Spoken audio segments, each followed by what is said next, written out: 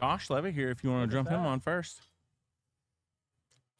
What up? We're live. You want to take this spot here? We are live. Why don't you jump in Dave's spot and we'll talk about all the great things that are going on live from Tech Alley, and then you and I, and then Dave can jump in and kind of do some fill-in while we wait for folks. Dave, would you do me a favor? Check out on YouTube what you can hear, and see if we're having the problem we think we might have. What's that? Love the hat. Hey, it's all about the holiday spirit. We literally just clicked start on the stream. So everybody, welcome to Live from Tech Alley, December 2024 Holiday Edition. As you can see, the founder and genius behind Tech Alley, Josh Levitt, is in the spirit here tonight with his hat, and we are excited to be here today. There have been a couple of hiccups getting here today, but we are here live with you as always every month from Tech Alley in beautiful, lovely Taverna Costera in downtown Las Vegas at the corner of Main and Charleston. One of the main sponsors for the Tech Alley event. They make sure we have coffee. They make sure we have water. They make sure we have lunch. Lunch is free if you attend Tech Alley. That's still true, right? That's still true. I always like to check before I put that out there. Although I always put it out there before I check. So, but we are here. We are having a great time at Tech Alley. The first talk is going on right now. I know a lot of folks are in with Kurt Walker on the Who's Got My Money talk. But Josh, tell us what's been going on with Tech Alley since last month, and tell us what all the big news is, and tell us what's going on today. Yeah, Tech Alley is, just to get to the point, man, it's killing it, right? I really enjoy that so many more folks are attending our events or going to the site, because the big thing about Tech Alley is we're saying, hey, the events are phenomenal, great networking, great way to connect with people and build a community around sharing knowledge and mentorship, right? Part of that give back, give first philosophy. But we had that question of what's next, right? How can we create some sort of structure out of something so fluid? And so we've been putting a big effort on continuing those conversations and helping people bring their ideas to market or stabilize their business or accelerate their business by offering tools and other resources on the site. One of the things we haven't talked about much since we've been doing these live streams, but is a really big component of Tech Alley, is it's gotten going in other cities. And I'm not sure where, I know where we've started. I don't know where it's still going. If you could fill us in on that, but really exciting. I believe this month, just a couple days ago, was the second version of it. There's Tech Alley Henderson, which is one of our other cities here in the Las Vegas Valley in Southern Nevada.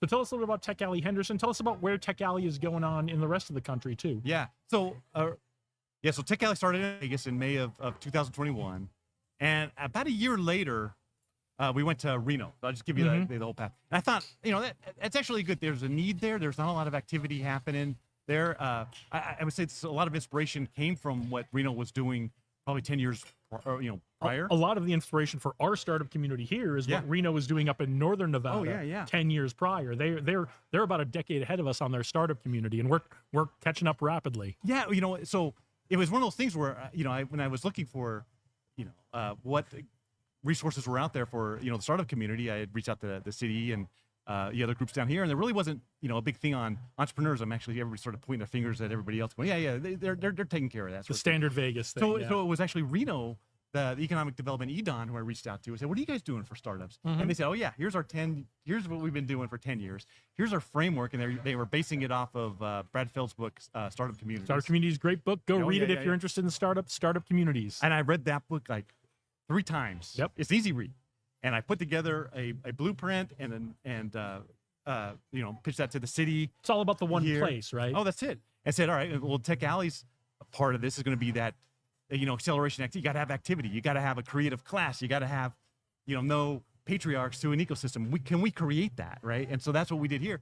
So when I was talking to Reno, the whole idea was, well, let's start getting activity going up there, because there wasn't much going on. And I learned this, and all through observation, is that just like a business has its life cycles, I think ecosystems have their life cycles. Agreed. And so there's like that there's excitement stage and your ideation stage, and you're building something, and then there's a crisis in place. And how do you overcome that? And I think that Reno was kind of in that spot, as they told me.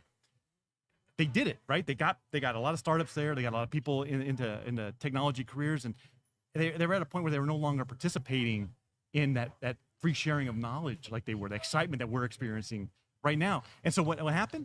People can't could no longer be part of the ecosystem because there was no more doors open to it. Okay.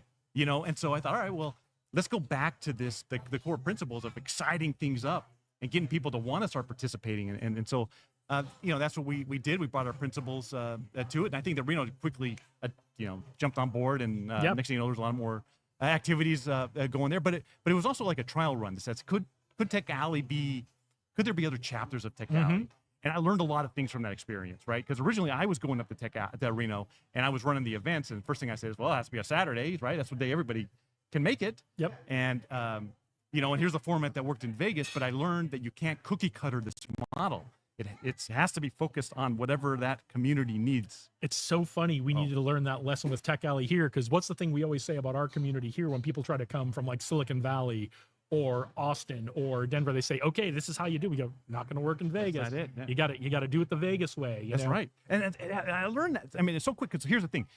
You don't host stuff on Saturdays in Reno. Why? Because it's a very outdoorsy culture. Everybody's out hiking or mountain biking if it's or a nice day skiing or something like that. If it's a nice day or a good day for skiing, exactly, they're not going to be inside. They're going to be outside. So it was like, okay, we got to adapt that. And then two, it needs to be run by somebody local. Absolutely. They know the culture. They know the norms. They have the trust, you know, factor. And a dude from Vegas coming up, you know, even Goodwill, you know, just didn't know enough. Like you said, Great to be part of the coming team, here saying, here's how it works here. But it's got to be someone local who's the front That's man it. or front That's woman or it. front person That's for it. So yeah, very, very, very important. So yeah, one, you can't cookie cutter Tech Alley, and it has to be run by champions in the local community. Love it. To do it. And so yeah, those were big learning lessons. So now we did in our agreements, our chapter leadership agreements, it says, here's our core principles. It has to be inclusive, it has to be accessible, and it has to be consistent. Outside of that, you do what the community needs. Awesome. Right? And Love so it. and so we learned that lesson in Reno.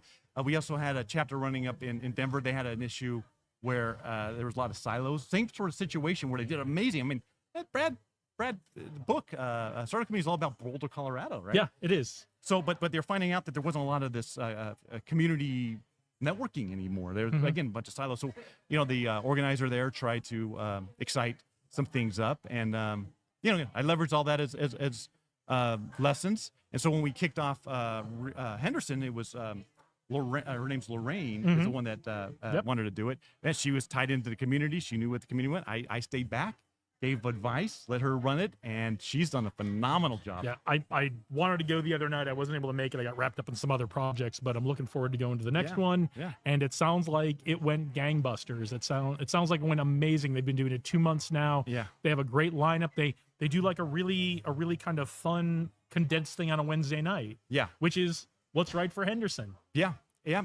And also what's right, and it's nice it's close to, you know, the two cities are close to each other because there are people that can't make a Saturday, and so they're enjoying the opportunity to meet a Wednesday. Now the ultimate goal is that we accelerate activity there. When they were looking at Henderson, there was nothing happening, right?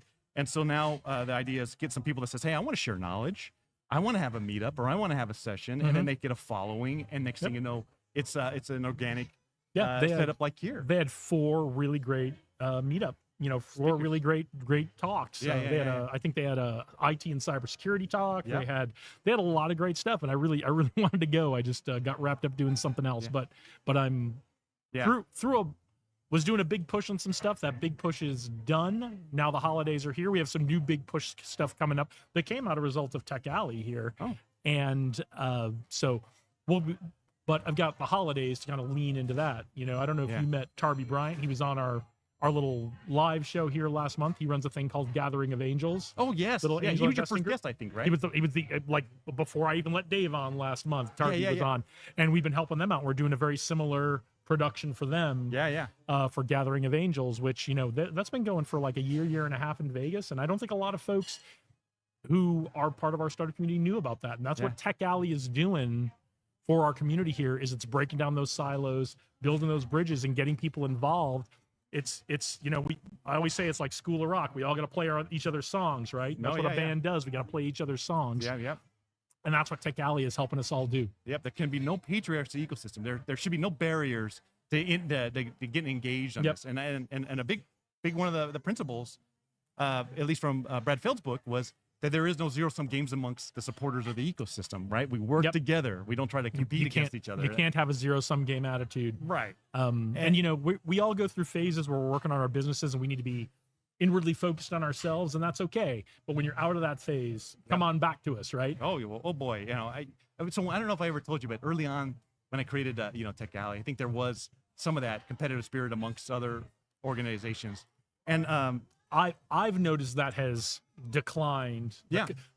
I'm only focused on my own thing and I don't want to be connected to anyone else because it's competitive. I'm seeing much more of a cooperative and collaborative spirit since Tech Alley's really taken hold a couple of years ago. yeah, and I'd like to say that, we helped change that because people would come up to me and say, Josh, how can I help? How can I support Tech Alley? Right. And I'm sure they were saying, hey, donate. Mm-hmm. Could I? And I said, here's what we do. Because I knew we had to change our culture.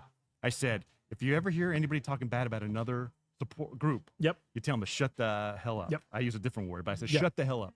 Because that's what I wanted. I wanted to Yeah, be. we're on the internet. You can say whatever you Yeah. want. You can say whatever you want. We can't have music in the background, but you can say whatever you want. But that was the whole day. How can we change culture and a different way of thinking? And I think that really helped because and then I doubled down, right? If I heard an event was happening, I promoted it.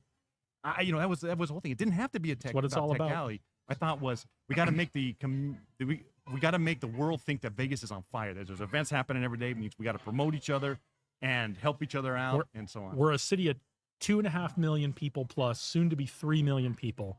The amount of money that goes through Las Vegas every day, Yeah. whether it's through hospitality or gaming or investment or whatever it is, rivals New York and London. Yeah. I'm no joke. That's the amount of money that goes through this town every day. There's plenty of investor money for everyone. There's plenty of room for different startup ideas. There's plenty of room for multiple startup ecosystem events. So let's do them all. If you've got an event you want to do, tell us about it. We'll be there. Yeah, and think about this. So Tech Alley has been like this launching pad for activity too. So people have come and said, I want to, share knowledge, and we make it super simple. That was our whole purpose, is making it simple to share knowledge and receive knowledge. We pay for the venues. We help with the marketing. We help get people into your session. And then once you outgrow this, or you find a better time slot or something that's more convenient for the members of your group, they say, well, we're going to do something else. Perfect, man. Let me promote what you're doing, because if you do it to a Wednesday, let's have it make it on Wednesday. Tell us about some of those success stories, groups that started here as a meetup at Tech Alley and went on to do other stuff. Well, I would say that some have come and gone. I would say that I'm trying to remember if Josh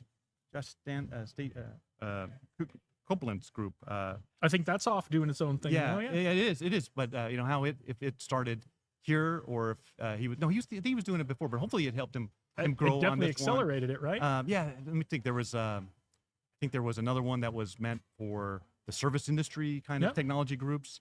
I hate to say, I forget. I mean, there's been 3 years, so many meetups that have Three come and a and half, gone. 3.5 years. First, congratulations on 3.5 years Yeah. of successful Tech Alley, month after month, never missing one. Yeah. Oh. All the support that everyone's given to Tech Alley for 3.5 years. Thank you for all your support. 100%. Congratulations on that. But like the AWS meetup started on their own and now is part of this, right?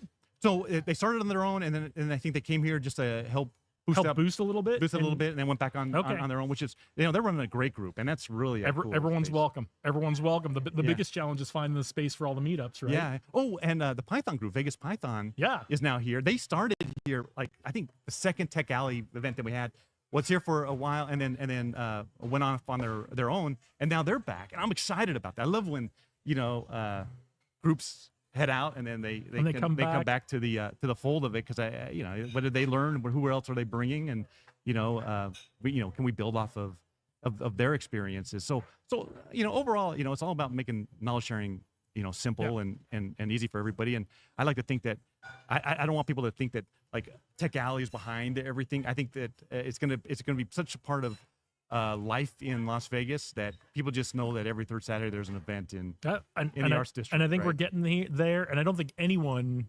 would claim that your claim, or anyone would claim Tech Alley's behind everything. I think everyone would openly and honestly say Tech Alley is supporting everything and everyone in our ecosystem, and that's why you started it, right? Oh, that's it, right? And what I meant is that Tech Alley, Tech Alley's behind Tech Alley, right? Yeah. This event, no, I love it to think that they don't even think anybody's running it. Just the community gets together every third Saturday of the month. It's really starting to feel that way. I think so too, and I love it, right? Because even as the organizer of it, the amount of effort that I put during the day of Tech Alley is very little. Yeah. I can do much more than networking component because it's a community run event. We show up to do this live stream, and the Taverna folks, Taverna Costera, corner of Charleston and Main, downtown Las Vegas, come on down, get a cup of coffee, have some lunch. Yeah. They're so kind to us. They're so gracious. They always help us out no matter what's going on, no matter whatever problem we're having. They always help us out to get this live stream going every month. So Oh yeah, and they've been a big factor in helping start the tech and startup community. They weren't even finished being built when we approached them and said, "Hey, we're running this event. Would you be a part?" And Jeff, the owner, was like, "Heck yeah, you're in." Yeah. And they gave us a great deal, and they've been taking care of us ever since. And it's what's neat is they become sort of this hub for this tech and startup scene. I come here for lunch or Yeah. dinner or whatever. And I'm always seeing somebody within the space, here as well. I can't tell you how many times since I've learned about Taverna and have started coming to Tech Alley that if I'm meeting up with someone downtown and we need to do lunch or dinner or something Yeah. like that as part, because we got to figure out where we're going to eat in our day, that this is the place we come Oh to. yeah, good foods, good people. So yeah, overall, again, Tech Alley is doing great on the event side. I'm looking forward to moving to cities as long as they need it. Yep. People say, what's the ultimate goal of Tech Alley when it comes to these events? It's to shut the door and say we did a great job. Done. They don't need us here in the community. If there are so many events and everybody's playing each other's songs that we no longer need Tech Alley, that would be a win. That would be a win. because everybody would be doing it. That's it. That's a mission accomplished. I think every nonprofit, and that's we are a nonprofit, it has a mission, and if we achieve our mission, then there's always another city that needs help, right? Yeah. I want to see Vegas just rock and roll. Who's to say I'm ever Tech Alley to ever leave Vegas? I love Vegas. It's my hometown. Well, you grew up here. Yeah, I mean, yeah. but a lot of us have adopted. I was stationed here in the Air Force 20 years ago. Loved living here. Never thought I'd live here permanently. Went on to do some other Air Force assignments. And when I got out, I decided to move back. Yeah, yeah. So, and I love it. I'll never live anywhere else. So. I'm really excited about what we're doing on the website and leveraging that now as a way to connect, folks. We're putting together a good resource of connect with your co-founder, Okay. because we get a lot of that here. I'm like, well, can we help facilitate that a little bit more? I know Kurt's working on connect with your founder. Because the whole idea is how can the community help you get from point A to point B, from idea to market, and then from market to scalability, and so on, and ensure all those resources are available. What a game changer that's going to be for people, because I've been in and out of this startup ecosystem for almost 10 years now. One of the biggest challenges I've seen with founders who are non-technical founders, they don't have that technical experience, especially if they're doing like an app or something that requires coding, right? They're looking for that person to be their co-founder. They're looking for that person to be their CTO. And it's so hard to find. It's so hard to build those relationships. That'll be a game changer for some of these startups in town, is to match up someone who's got a technical idea and needs to match up with a business person, or the person with the creative idea needs to match up with their CTO or their co-founder. I mean, it's great. I think that'll be a game changer. I met my co-founder here at Tech Alley. Yeah. And I hear that all the time. Yeah. People got together, and next thing you know, they're pitching their ideas. It's really it's all about getting out and meeting folks. That's what you got to do, right? Yeah. Sitting in your house or staying in your own silos, you're really not going to find much opportunity. But getting out and hearing other people's ideas and going, man, I like that one, right? Who knows where it could be. So that's the whole focus on Tech Alley at this point, is be there for every stage of whatever a person's trying to get to. Idea to market, like I said, market to scalability, or creating stability, and can we provide a nice crafted resources in order for people to get it done? Because, I was talking to Zoho, Bhaskar, and I was like, when we did Intagli, as our company, immediately we started getting a bunch of like inquiries. Yeah. And I was like, well, we could be here answering inquiries for the next 8 hours, or we can do something like Zoho and get on their desk, and they're automating this thing and filtering absolutely. through a lot of it. And now I can concentrate on actually building the company, and people only know what they know. So other people can introduce them that, hey, this is what solved my problem, anyway, I want to make sure that people have at least the knowledge and resources and, available availability of the history that helped other people overcome some of these challenges and in order to overcome theirs. Yeah, there's great stuff coming up. Since you mentioned it, do you want to talk about Intagli? And you guys have had a lot of success with Intagli. It's boy. changed a little bit, I think, since we last really talked about it. So Maybe what's up with Intagli? Oh, so for those that don't know, and so Intagli is this 3D printing platform that connects people that need 3D printing to those in the community that have 3D printers. So it's very similar to how the ride-sharing platform works with the riders and drivers. And the entire intent was we want to work with libraries so that the whole idea behind it was I want to encourage entrepreneurism as a foundation of a culture, a community. We didn't want not being a maker to be a barrier to Right. keep people from pursuing their startup dreams. There's a lot of idea folks, but I thought how if a fourth grader had an idea, how could they turn that idea into something they can say and show, right? Yep. And I thought libraries, 3D printing, of course. And then really talking to all the folks here, I learned a lot of the complications talking to libraries and eventually said, well, libraries don't need to print it. We can use people in the community to do 3D printing for them. That way they can scale without spending any money on equipment or any time of librarians, right? It's cut the barrier for them providing this service and make it so that kids and anybody else in the community that wants to create something have the ability to do it. The maker movement, right? You think you said something. So Yeah, because so one of the things that always drives me nuts when I see a founder pitch is when they say we're going to be the Uber of whatever, like we're going to be the Uber of jelly donuts, right? But you guys really are the Uber of 3D printing, right? It's the same exact idea. A two-sided marketplace. We're creating a market. But I love that Rich Dad Poor Dad, right? Where they said everything is a liability until you use it, then it's an asset until it makes money. So you have all these people that have 3D printers. They love to do it, but they just don't have anything to do anymore, right? Right. It's just They've done all the projects they want to do. And so now they have these opportunities to do these things and get paid for it. So since we use local folks to make it, and that solves the shipment component of moving product, which is always a pain in the butt, right? We solve that by using local folks to actually do the printing and make the delivery. They're now making money. Well, I think I said that, but we're creating this little ecosystem, this manufacturing ecosystem, which I think is a component of Industry 4.0, right? Yeah. Using gig economy to manufacture items within a community, and all that money sort of stays right within that community. Yep. So it's really cool. It's really cool to see, and I see a lot of really neat opportunity to grow that, expand it, and turn it into something that can really benefit the states and the community and and so on. We have to adopt this new idea of I want to make money with the assets I have or the items I have in my person. So we are rock and roll on that. We're doing the white labeling, so we work as a back end for companies, and we're doing manufacturing, and we started a national campaign.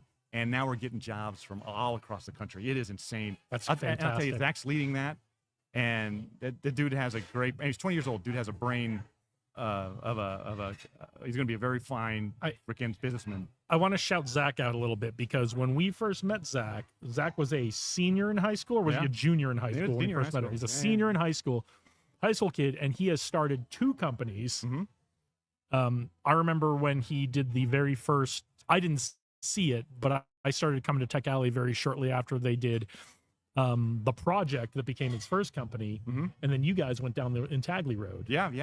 He's remarkable. I enjoy working around him. And me, I'm all over the place, right? I have ideas. I'm like, look what we can do, right? Yep. And he sort of centers that, and then really outlines. All right, let's come up with this path to success, and let's try new things. New things out. I mean. Yeah, he was a high school student. We met, when I was pitched to Tech Alley to the community here, I said, someone take it. He's the one that approached me and said, hey, I like your idea. Let's make this happen. And I said, I like my idea now after we talked. I want to be in on this. And, 7 months later, it was launched. But, I mean, this guy's remarkable. So he graduated from high school. He started a company based off of mentorship here at Tech Alley. Yep. He started a company with me. Then he graduated. Went to college at the brick and mortar one and thought, all right, this is too slow. Jumped on to WGU, got his degree in 6 months. and I barely got mine in 4 years. Yeah, so the dude's. I'm really happy that he's. I'm working with him, and I think that I'm really happy that if more folks are liking what this world's going to be like with people thinking the way that he does. But yeah, so when Tagli's gone doing that, we're doing modeling, now. Oh wow. Find out there's a huge demand for that. And then we have some other ideas. Then we got a patent pending process that we've developed. I don't know how much we can talk about it, but That's okay. it's a game changer for, I think, the industry and obviously for what we want to do. So, at Tagli, it's funny. Last year we did our whiteboard and it was all about, all right, developing the app, getting our first customers, yada yada yada. This month we did or this year we did it 2 months ago. It was all about scalability. How we're going to grow. And so it was really neat to see a company go from, if we went back to, all right, we still need to get customers, we'd have been in trouble. But it went from, all right, let's get things started up. Can we prove our concept works? To, all right, now how are we going to scale, across the country? We might have to help you helping you get your pitch deck together and getting you some investors here. So. Well, that's the thing. I wonder, and I really need to pick a lot of people's brains. Do I need an investor on this? I do see some value in it, right? Especially if we want to hyper grow. I'd love to get that knowledge, and I think from some of that knowledge, I need to have buy-in. It's all how fast you want to scale. Yeah. You guys are on a good path. You don't need to. You can build this out bootstrapped, and it'll be great. And that's the beauty, is our platform works to the point where we can scale, and it doesn't add any time to what we're doing. Yeah. Right? Because it's all they use the app. I mean, every time that we talked about that early on, we said if we had to spend 1 second per order to do something, we're no longer scalable. Because what happens when we get 9,000 orders? It's got to be automated. It right? has to be to the point where it runs, and our focus really is concentrating on making sure our operators are happy, and they're getting a good experience, and they're helping drive, the platform, and orders come in, they want to take that order, and they do a great job fulfilling it. It's a great process. So we can concentrate again on that customer experience, that operator experience, and growth. Fantastic. So, before we let you go, highlights from 2024 in Tech Alley, and have you got any preview for us of great things coming up in 2025 for Tech Alley? I think highlights for 2024, was one going to Henderson. I would say getting the Tech Alley platform up and running, the website, and check to make sure we're not getting that music. Okay. I would say, okay. And seeing a lot of new faces. What do we have? Probably a 30% new attendees to Tech Alley, every month. And that was always the goal. It wasn't about getting the same people. I want to see, I wanted more people to discover this, this scene. So, we're at 3,000 members now. So I'm really happy about that. Moving forward next year, it's going to be about offering those tools, be more on the back end of how can we help people communicate and grow, start hitting an audience nationwide, and then going into markets or cities that need to build a tech and startup community, and being part of that acceleration. Well, that sounds fantastic. I'm excited. So awesome. All right. Well, thank you so much. All right. Anything else you want to leave us with before we let you go? If you are still thinking, man, should I come to Tech Alley? Yes. Yes, you should. I'm sitting around here. Is that still going on? There is. It's a full-on festival of events. They have DJs here. So there's DJs playing throughout the day. Got lunch starting in a little bit. Some great sessions that are happening here. Like I said, we got a new one with the Python group, which I'm really excited about. And then we have our end of year celebration from 4 to 6 here at Taverna Casera. Food, fun, entertainment, and a great opportunity to network. And we have a youth group here called the UNLV Rebel Teen or Teen Rebel. Forget the group or Tech Group, Tech Rebel Group or something like that. Okay. They're actually sponsoring the celebration tonight from 4 to 6, but it's a good opportunity to meet some of the up and coming talent that's here in Vegas. All right. Sounds great. All right. Thank you so All right, much. well, thanks for joining us today. Yeah. Appreciate it.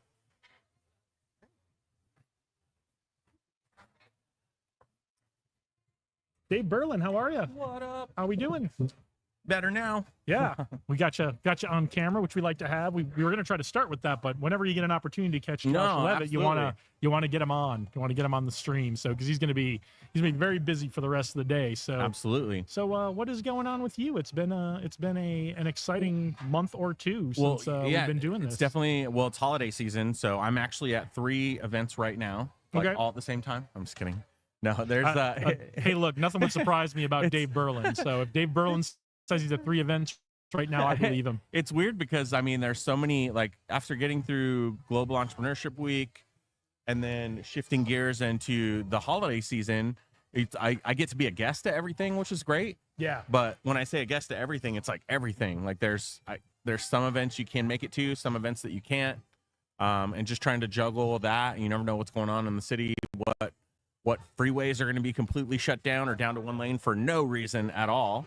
Well, that's just Vegas in yeah, general, I know, right? But it gets specifically difficult during December because there is so many cool holiday events. But no, just getting ready for glad to be here for the last Tech Alley of the year, and then shifting gears and really getting excited about 2025. Excellent. So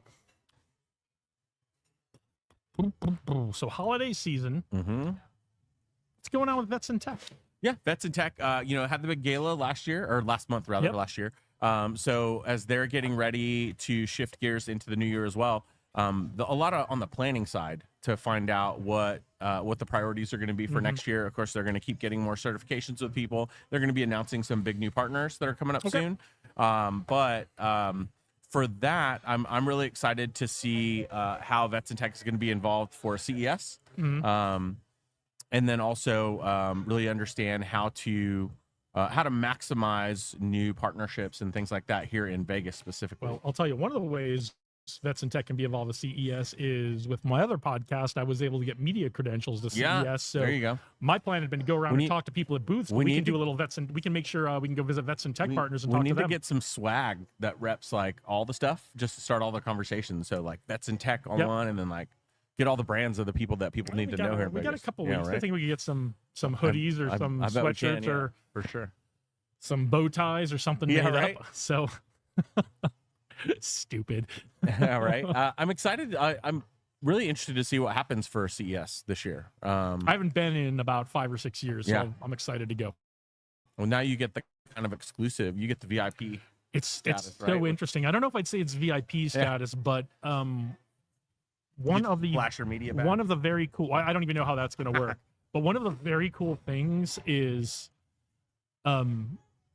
every couple of hours, I get an email from somebody who's an exhibitor or doing something at CES. And they're like, come see us, come see us, come see us, come see us.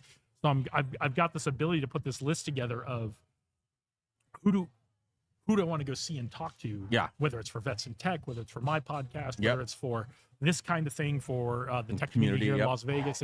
It's all kind of probably going to be this blur of things where I just go and I take the phone and I take the wireless microphones and we just go and we record and we record and we record and then we just start putting stuff out over the couple of days. So it's still, the plan is still getting formed in my mind, but it's very exciting.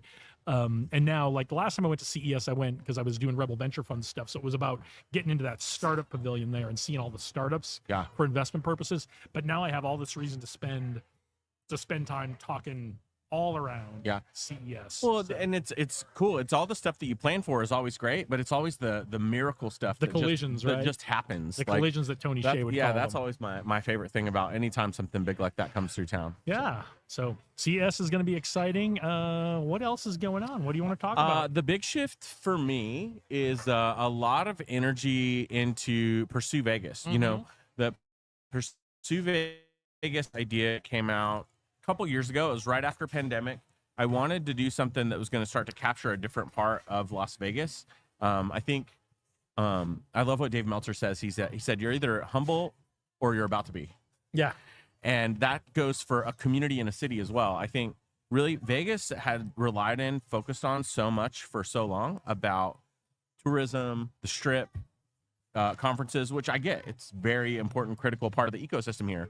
It's not the only thing. And especially when the pandemic happened, it really kind of humbled this community into like shutting it down. It was a wake-up call. It was a wake-up call to say we got to be able to do something else too. It ended up not being as bad as the 2008 wake-up call. Yeah.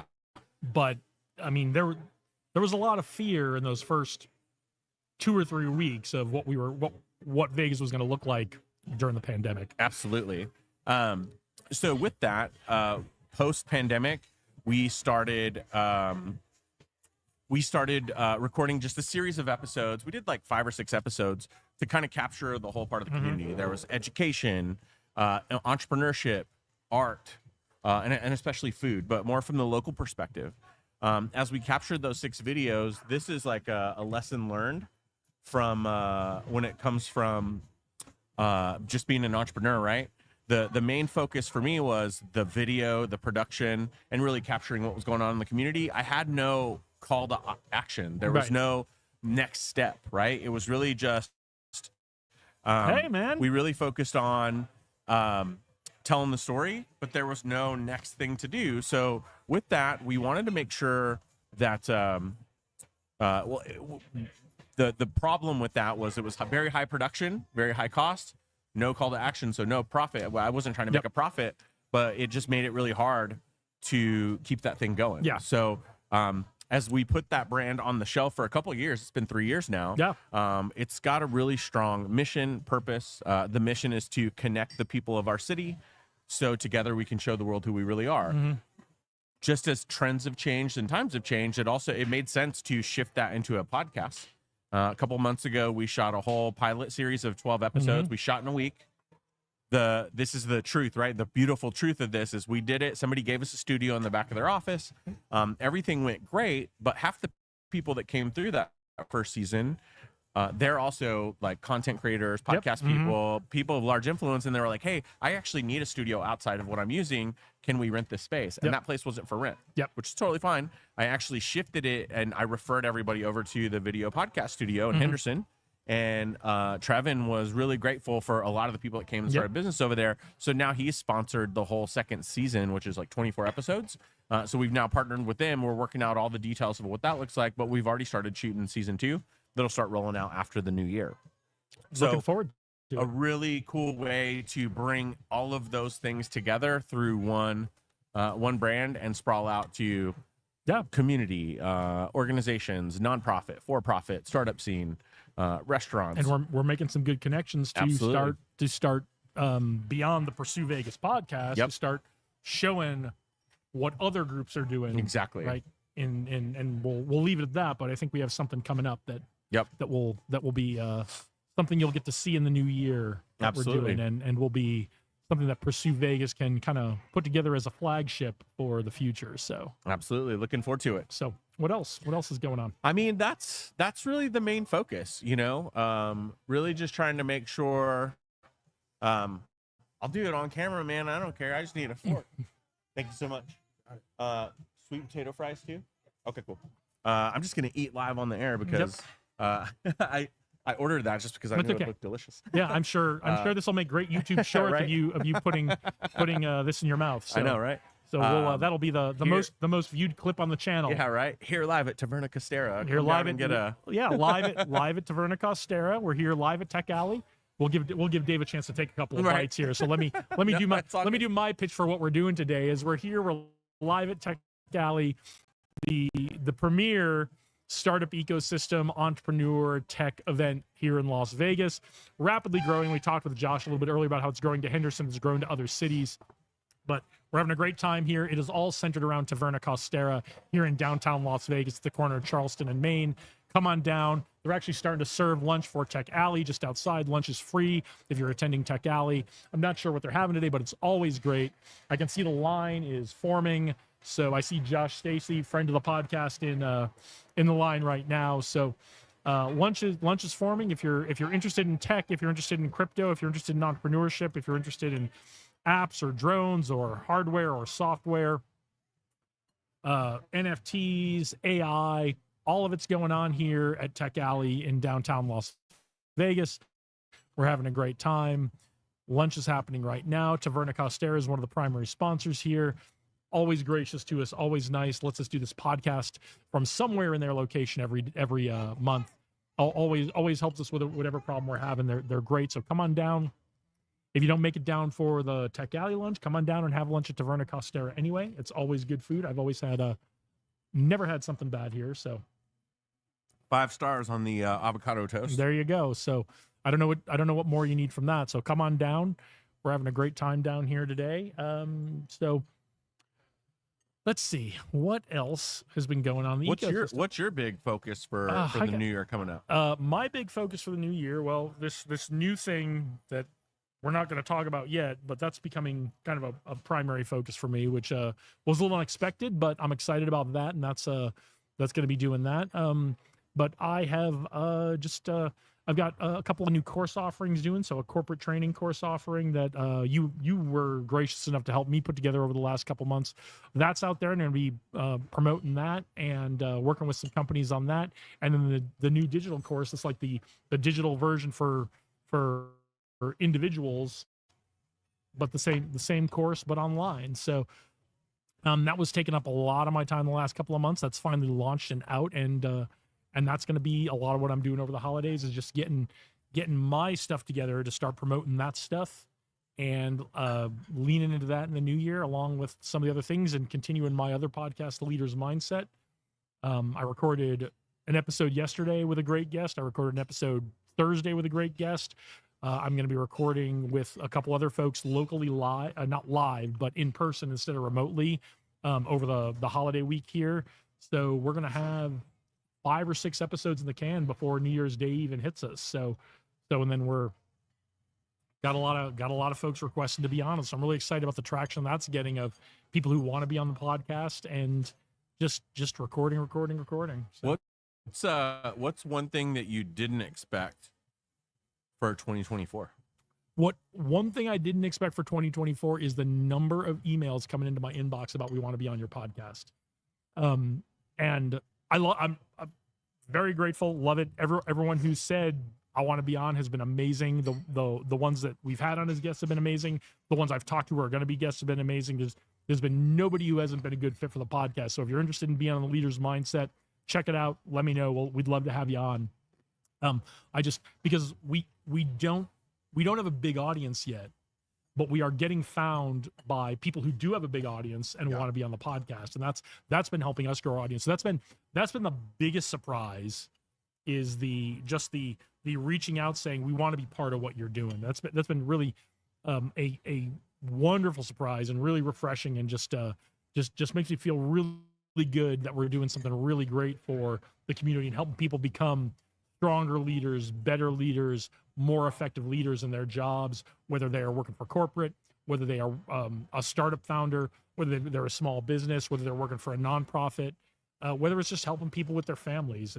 That was the most surprising thing to me, is we got probably about early in the summer, we started getting a lot of these. It's like what's that saying? Slowly then quickly. 1 or 2 of them, I was like, okay, well, these are probably scams. Yeah. And then all of a sudden, like, all these started coming. I was like, these can't all be scams. So I just started reaching back out to people, going, hey, is this something you're really interested in? They're like, yeah, we'd love to do this. So yeah. So and now I have a bunch I still, like, in the inbox from the last couple of weeks, I still need to get back to, and even just schedule time for a call with folks. So that's been the most surprising thing, the most refreshing thing. The thing I'm most grateful for is people are interested in being part of it. Yeah, that's awesome. So, somebody asked me this question, and it got me to think, and I immediately knew the answer, but I want to ask you the same thing. Mm-hmm.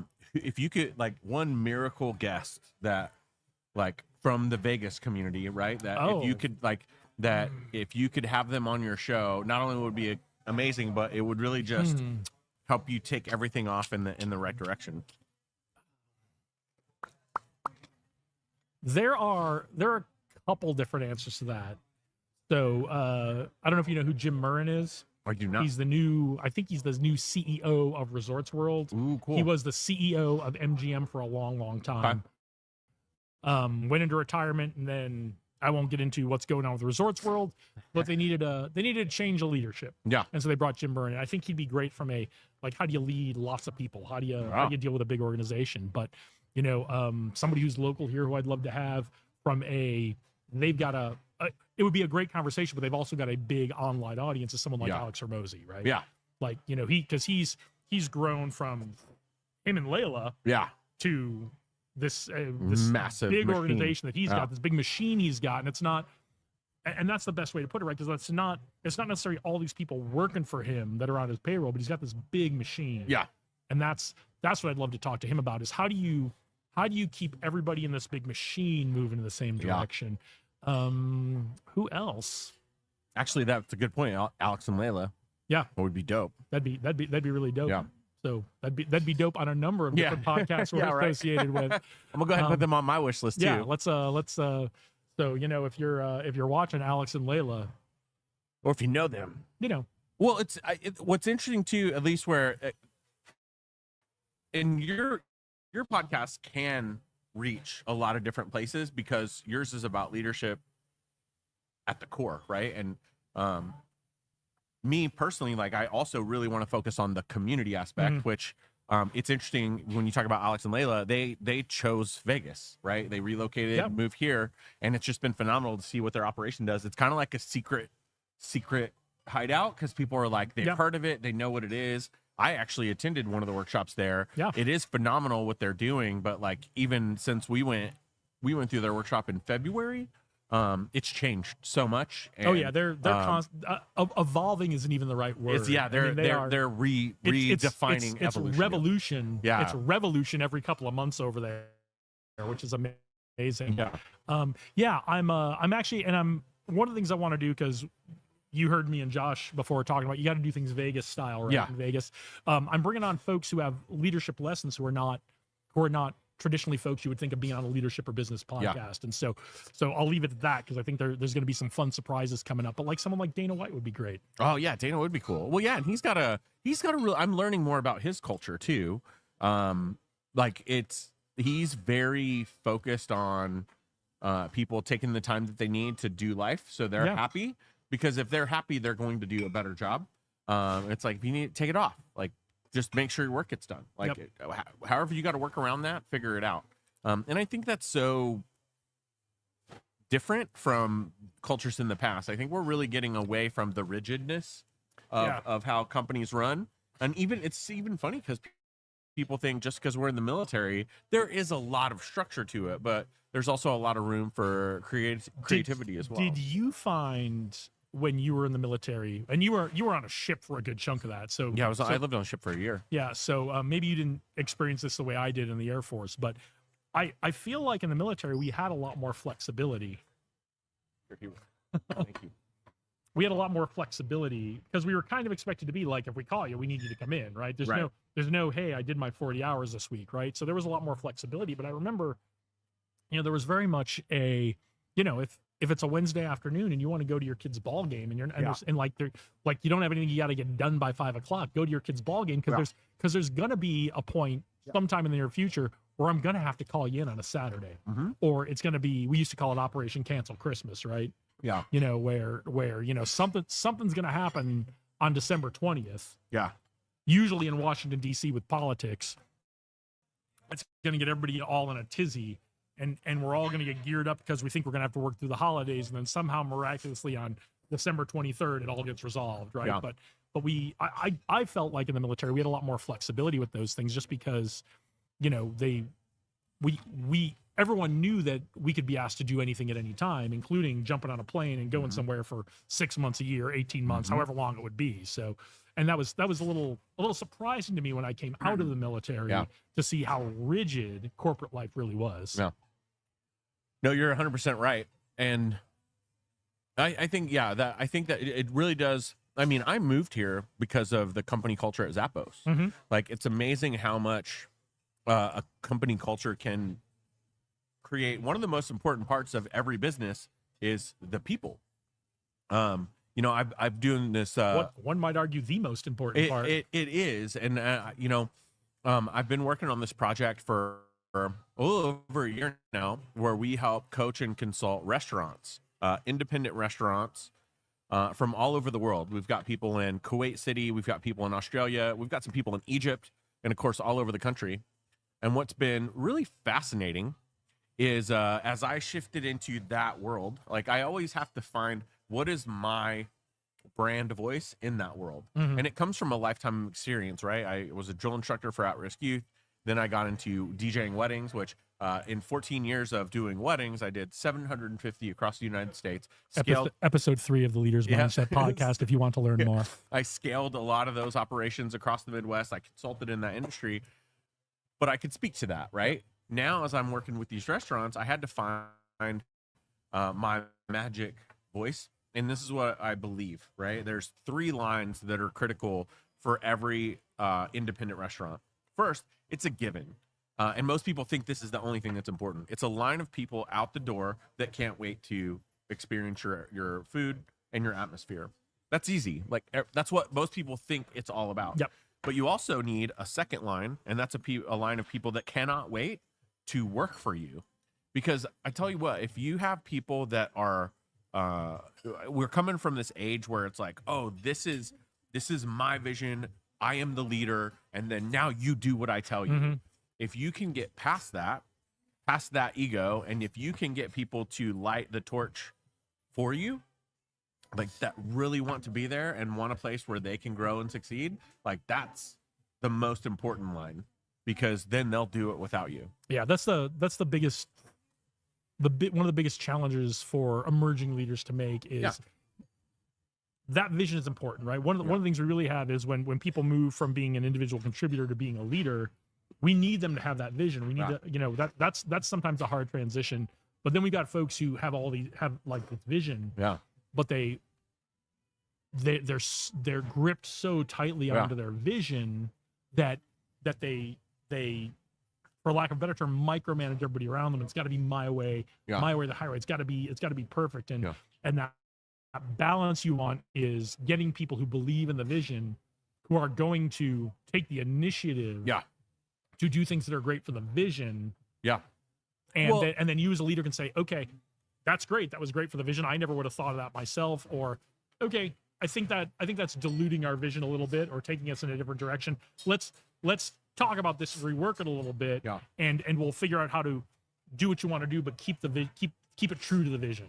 Well, and Josh, you talk for a bit. I'm gonna throw an ice pack on that guy. And Josh Levitt actually spoke about this earlier.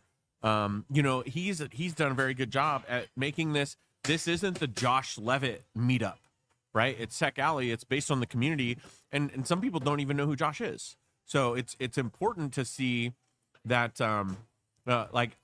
this is part of the reason why I moved here was what Tony Hsieh was creating in the culture, not just at Zappos, but in the downtown community. Unfortunately, when he died, a lot of that energy and momentum died with him. But a good leader, and this is on that second point, right? Like a good leader doesn't have followers.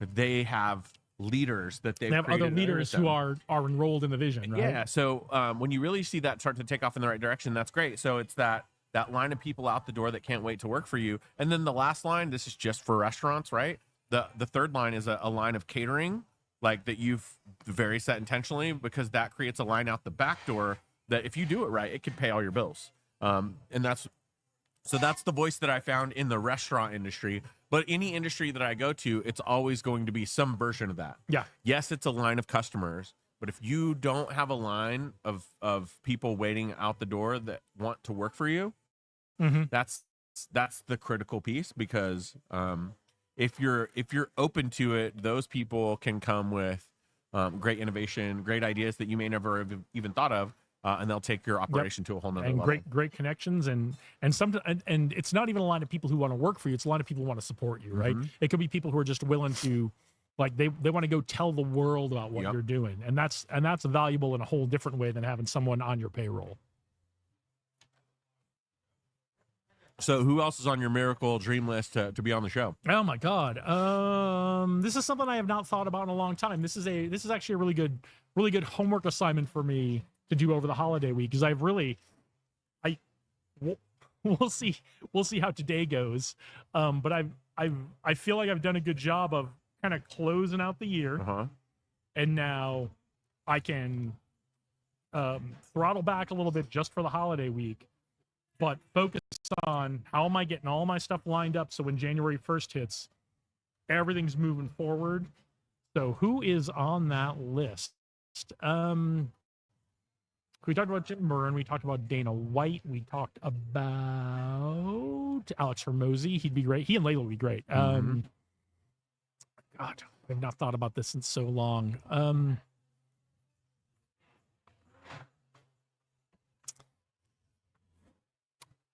It's hard because so much of what I have wanted to do is branch out from the typical who's got a leadership book, who's got, who's a CEO, who's a,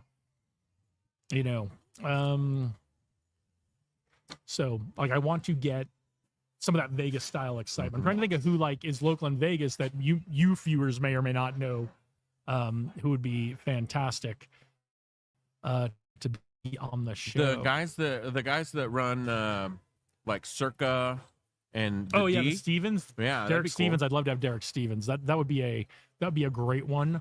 Jonathan Jossel too. He's down at Plaza. Yeah, that'd be great. Yeah, anybody who's working in an executive role at any of these properties in town, I want you on my show. If you're watching or you're seeing a clip of this, I want to talk to you if you're working in one of the resort properties, because I want to highlight that you got to have a little glitz when you're doing things in Vegas, and that's not right for every industry, but every industry has something like that. Yeah. Like in Vegas, we got to have the glitz, we got to have the neon, we got to have that's if you want to rise above the noise here, if you want to get attention for what you're doing, you got to have a little bit of that. Yeah. But in a different city, it may be something else, right? So, I would love, who'd be great. I don't know anybody by name. Folks who are like chief of staff for like a big politician, a U.S. senator, U.S. representatives. Those would be great. How are you running that politician's office, that representative's office, that senator's office for them, so that they can focus on being a senator? And then how is that different from what you had to do for them for the campaign? Because a lot of times that political chief of staff is someone who was either running the campaign or in a very policy driven position by the campaign, right? Yeah. So I think those would be fantastic. Angelica Villarta? I don't. She'd be a good person to talk to. I'll intro you. Yeah. Because she does that for Susie Lee. So Okay, yeah, that'd be like I would be that would be amazing if you get someone who is the chief of staff for a U.S. representative or a senator, whether it's one of our Nevada ones or whether it's from somewhere else.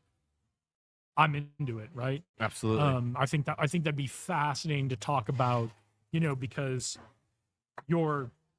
that's fascinating because you've got the media persona of the politician involved, and politics is you got to go out and say certain things in public, but then you got to work really hard behind the scenes to make like nuts and bolts things happen. Yeah.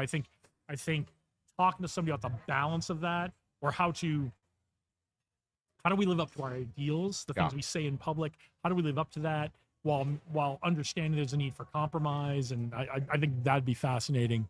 Yeah. So I had some fun ones come up, and it was stuff that I had thought about before, and it just kind of reminded me. And some of I would say the number one, well, Alex and Layla, yes, like yeah, I mean, for a couple reasons, and that's on. I don't mean to be cliche, because there's a lot of podcasters they're on their dream wish list for interviews. But for me, like my big questions there are, yes, about the operation, but two, like, why did they choose Vegas? Why did they choose Vegas to relocate here? Right. So definitely excited for that one. That's definitely a great Pursue Vegas conversation, right? Is why Vegas? Well, because I want people to see behind the curtain, right? Because yes, there's going to be a lot of people that move here. There's going to be a lot of people that visit here. But when you move a business, especially an operation like what they've got going, like there's a lot of thought that goes into that. They could have gone anywhere. There's a lot here. Exactly. Another one that came up, and this is like a very personal one to me. I want to interview Pasquale Rotella. He was the founder of EDC. And I had actually went to EDC way back in 2000 before it ever even got to LA. Yeah. And then later I did come back here in 2015, 2016 for it. But also from an operational standpoint, like that's the largest music festival on the Western Hemisphere. And it's massive. If you're not familiar with EDC, it's, I think, like on Saturday and Sunday, it's like 300,000. It's not 300,000 people total. It's 300,000 people a night. Yeah. At the Speedway here in Las Vegas. Yeah. So that's a massive one. But also same thing. I want to talk about his vision, why he chose Vegas, and what that's like too. So those are just a couple. Cool. Well, why don't we take a break from this? I'll talk to Kurt for a little bit. You can finish your sweet potato fries, and 5 stars as well. 5 stars. Taverna Costera, downtown Las Vegas, corner of Charleston and Main. Come join us at Tech Alley. What up? Kurt Walker, how the heck are you? I'm good. Happy holidays. I'm well. Who's Got My Money? Who's Got My Money? We just did it. Yeah, how was it? It was cool. You know, most of the time, Who's Got My Money is all about what founders hope to receive from others, but we decided to flip the script and have it all be about how founders can give and at the same time receive everything that they want. All right, so give us the highlights. What can founders give? Because if you're this is a fascinating discussion to me because we do talk a lot about what founders want from investors. What can founders give investors? Well, at a high level, it's understanding that each and every person is a human being, that they have wants, both financially as an investor, but they also have wants as far as, you know, personally, like things that they're really into. And by doing that capital discovery and really taking some time to get to know them, you can start to understand what might motivate them and how you can set yourself apart. And, you know, if you understand what their personal interests are, those kinds of things, you can start to create a real connection where there's an actual relationship, which is critical to building a capital network. And so we had people like Mr. Ashton Moore from DC come in, Eric Perez from LA, Rod Stewart from Utah, and Gabriel Rucker from Austin. They all flew in to be a part of the session today.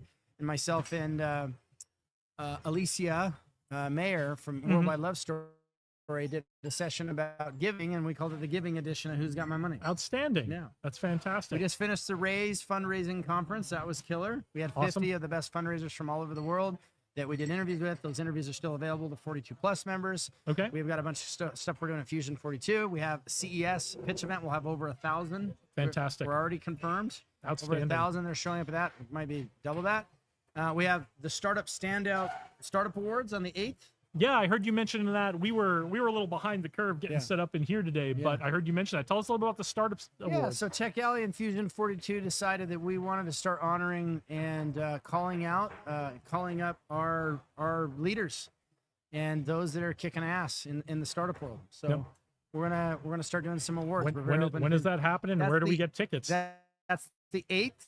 And we'll have links for that. Tech Alley will have links. The 7th is the CES pitch event. Yep. And then we have a whole lot of other stuff coming. And I've got a bunch of people to bring over to you to interview. Awesome. Please do. I have media credentials to CES this year. Perfect. So we would love to, however you'd like it to participate in the pitch event. Yes. Whether it's something like this or, you know, something different. I talked and then to for Dave the about awards, you guys live at the event. Love to. We'll make it happen. And then the awards, is this like a black tie thing? Is this a... We're still deciding. We'd love your input. We're down for, you know, deep collaboration with Pursue Vegas. Well, and so we're open. You know, we're open to ideas of what the awards should be. I have a few ideas, you know, around. We'll I want to see. I think the most coveted award needs to go to the statesman or the stateswoman. Yeah. For the ecosystem, but we're open to that, and it's going to be at a private venue on the Strip, so that's going to be great. And then the other one's sounds going to super be fun. at Atomic Golf. It's going to be badass. Sounds super fun. Yeah. We're into it. However you'd like to participate, and if you're, you know, whether it's going to be black tie, red carpet, or something similar, we'll still get out there and we'll catch people coming in and people going out, and we'll do a little of this with people coming in and going out of your event. Absolutely. All right. So, I'm going to go get some friends for you to interview. All right. Thank you so much. We'll see you. Oh, I love Bill. Yeah. All right. So that was Kurt Walker, angel investor, venture capitalist. Should have gone through all this with you guys before he sat down, but I always like to catch Kurt when he can because he's, as you see, he's always moving. So yeah, Kurt has been investing in startups and other events for a long time.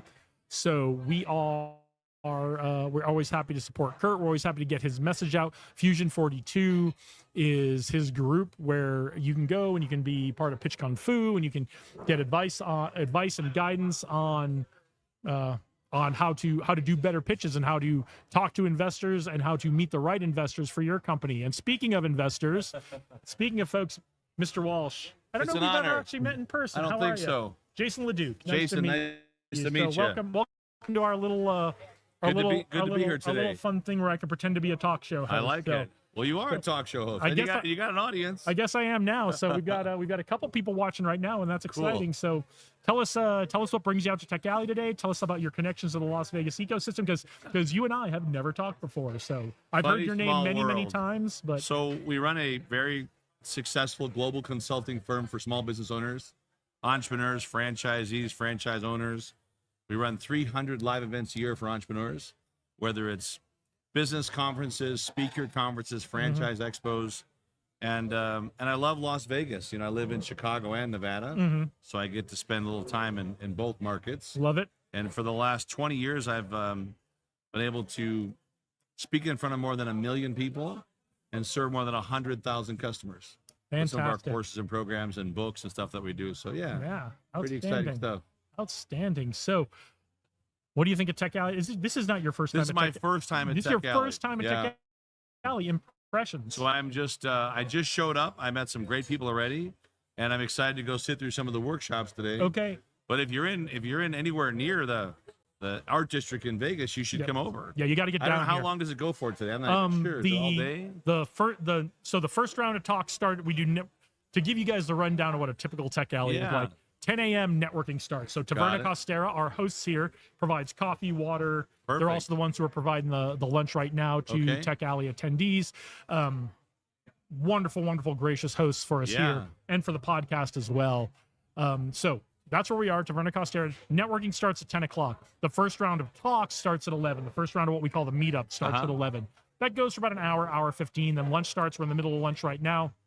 The next round of talks will kick off at 1:30, Okay. and that'll run for about an hour 15. And then I think 2:45 is the last round of talks. That wraps up about 4. And then for December, And is this once a month or once a week? once a month, every Once a month, every okay. third Saturday of the month, downtown Las Got it. Vegas. There's a Henderson edition now Oh, there is. Okay. that is on. I don't know if they're always the third Wednesday of the month, Yeah. but they're doing a Wednesday night thing down in Henderson. That'd be kind of fun because I have a home right in Lake Las Vegas, so not Okay. far from that. That'd be Yeah. kind Beautiful. of cool. We just finished a big conference here. We have a business course called Rainmaker. Okay, I've heard of And that. Yeah. It's a 3-day intensive for small business owners. Mhm. We just finished that at the Paris Hotel. Very And wonderful. we had 2 days on digital marketing and 1 day on public speaking. Oh, It was a fantastic. 6-day conference, so pretty amazing. The turnout, people came from all over the world, from Tokyo, Dubai, London. Where can people Um, find out about the next one of those? You know, if they just, I always like to give away my book. So I wrote a book called The Obvious. They can all Okay. get a free copy, and they get a list of all of our events for the whole year. A lot of these events are free. We run CEO summits, Mhm. I think 10 times a month in different cities around Okay. the world. But if they just text the word WIN to 26786, they get the book, they get the newsletter, and they get free tickets for some of the luncheons. There you go. So, There's your answer. You So, showed up and you got some gifts. 2024 is wrapping up. Yeah. Highlights from 2024. Trump won. Okay. That was a big highlight. So I Highlight for was you? able to open up for him at UNLV in front of 18,000 people. Okay. And I think our country is ready for a fresh approach to All right. looking at efficiency, to business ownership. I'd like to help with the Small Business Administration. Okay. So I've talked to the transition team. We hosted President Trump here. I was part of the Win 47 committee Okay. here with one of my clients in town, Mr. Ahern. And it was really kind of a fun to be a part of that. To be at the inauguration will be fun. To be at the party where they won in Palm Beach was a very much like a surreal event, I bet. but pretty neat to be a part of history.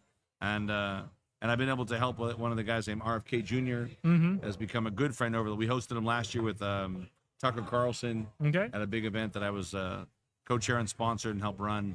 So I think there's a lot of good things happening. Okay. I'm really excited for the entrepreneurs for the next year. Okay. I feel the business climate is going to attract even more entrepreneurs to come in the U.S. to do think so. business, I think so. and I think business owners should be ready.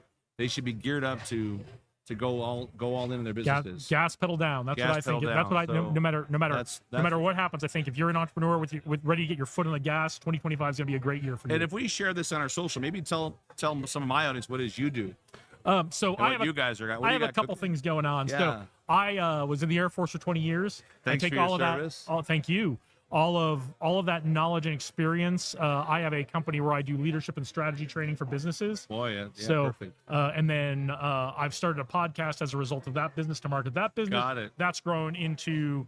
I'm also when I was working on my MBA at UNLV, I was part of something called Rebel Venture Fund, Sure. which is a student-led angel investing fund. Got If you it. had told me when I was in the Air Force 10 years ago that I would be looking at deals and looking at pitches and giving feedback to investors on their pitches, I Wow. would have told you You're were crazy. Yeah. But I fell in love with looking at pitches and doing deals. Well, you should also look at the government has a large amount of RFPs available for leadership training Yep. for many areas of the government and employees. That's on my list of things to do for this year because I've just And created. now you can automate the RFP. So Yep. there's AI that'll automate some of Yep. the stuff for you where some of these contracts are not small. They're in the big, hundreds yeah. of thousands of dollars to re-coach and re-energize leadership Yep.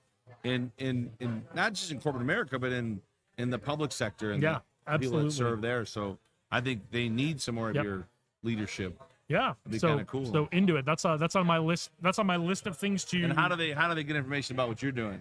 Well, they're watching me here, but you can Well, go. I mean, but if this gets replayed, Oh, yeah. we have a pretty big following. I think I have 600,000 followers Yeah. on Instagram alone. Yeah. So if we tag my Instagram, that'll probably Absolutely, help boost your video views. absolutely, we will. We'll get your information before we Yeah. get out of here. It's just so we my can do name. It's that. just Bill Walsh 360. Okay, Bill So Walsh if you do 360. a little short video and then share it, Yeah, we'll I'll create share a it with you. We'll create a bunch of clips on Yeah, this. that'd be cool. So yeah, I don't usually pitch my company on this, but it's You should. It's Leduc Leadership. Go There to you go. LeducLeadership.com. Find us on all the social media. It's actually on my Leduc Leadership channel right now. So And you know, we opened a new podcast mansion here in town. I do. So Jackson Wright runs the mansion. If you ever want to come to an interview, we'd love to have you Yeah, there. I and would love interview you. to, and I would love to get interviewed. And I hope when you get to DC and doing all the great things you're doing as We're you're working traveling on it. around, remember us here doing our little show here in Las Vegas, listen, and you're- we'll jump on a plane and bring the sometimes gear, and the we'll little show can become the big yeah, show. we'll come out and we'll talk to whoever you think is That'd be- valuable for us to that'd be talk to great. because everybody's got lessons. Well, I mean, I almost think you want to be in town in DC like the 18th to the 21st, Okay. just because of the number of sheer leadership that's coming in from Yeah. all over the country. They'll all converge on DC. So whether Absolutely. it's the Hispanic groups, the multicultural groups, Mm-hmm. the state groups, the senatorial groups, they all have different balls and events going on. Yeah. That anytime you've got the media passes, I would be there. Yeah, I will check that out to see if I can still jump in on that because Dave and I were just talking before you came on. We were Yeah. talking about like dream guests for our podcast, and I didn't know anybody by name, but something that's really interesting to me is to find like the chief of staff to like a senator or a House representative. I and can talk do to that them, for you. Yeah, and talk to them about like how do you balance the big vision, the big lofty goals, Yeah. the big what we say in public versus the nuts and bolts of getting stuff done, and how do you keep that team moving and true to the vision? Well, I think so much of that happens behind the scenes. What That- you see on TV is maybe 2% of what really happens. Absolutely, and that's And then it's all those what we call power meetings Yep. where there's always a give and take. and that's what I think is really interesting. Yeah. That's what I think an audience who wants to become emerging leaders and stronger leaders is. Those are 100%. lessons I think are really interesting. Well, keep up the great work. All right, If thank there's you, anything I sir. do to help, let me know. Absolutely. Thanks for your time today. Bill thanks, Walsh, thanks for having me on the 360. show. My pleasure. You got it. Anytime. Talk to you You've got soon. a seat here anytime, sir. Thank you, my friend. Thanks. All right, who's next? Jump in. Yeah, go ahead. How's it going? Good. How you doing? Great.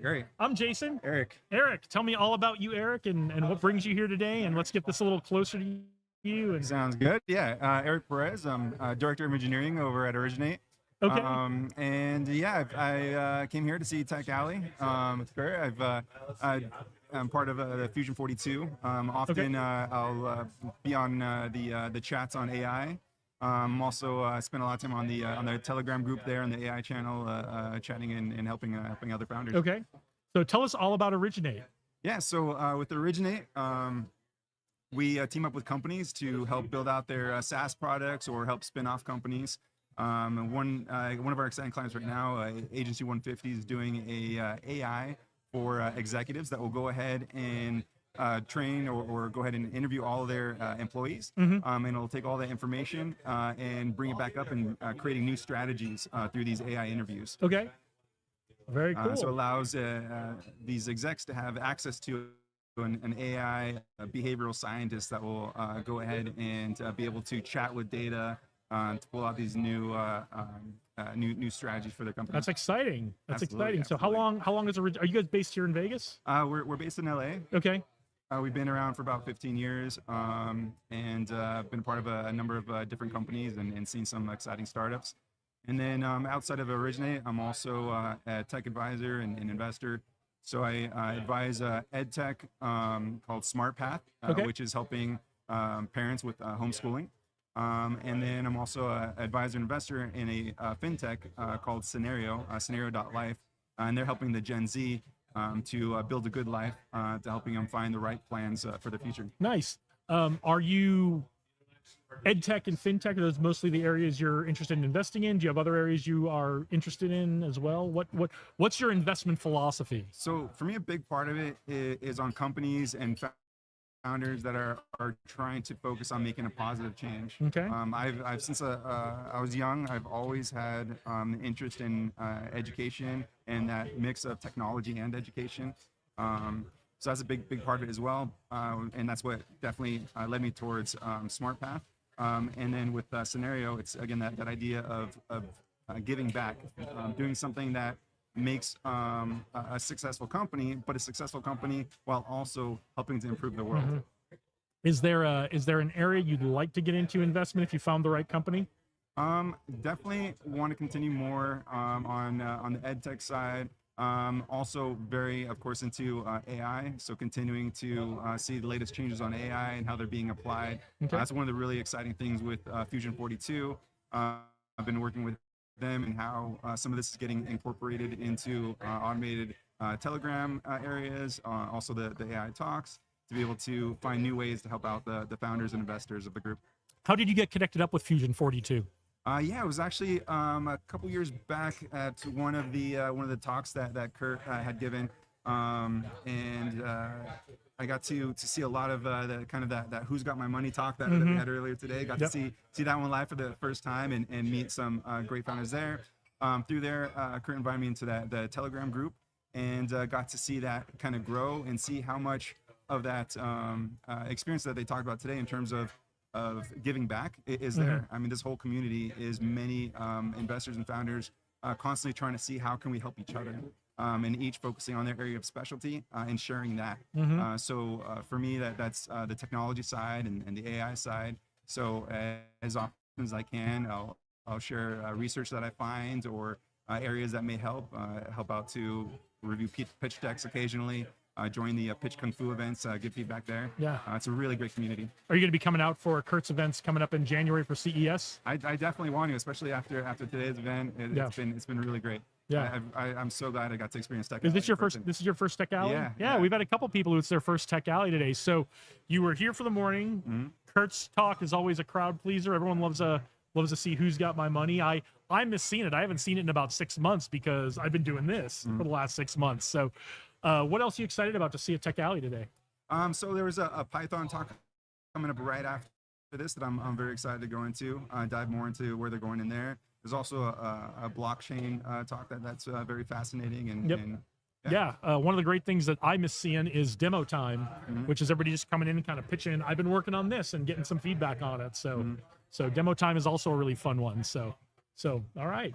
Anything else you want to leave us with before we let you go? I think that's great. I mean, I'll share the domains of the companies I advise. So SmartPath, and then Scenario.life. And don't forget about Originate. Originate.com, SmartPath.school, and Scenario.life. All right. Well, thanks for joining us today. It was great having you. Thank you so much. We'll see you around Tech Alley. All right.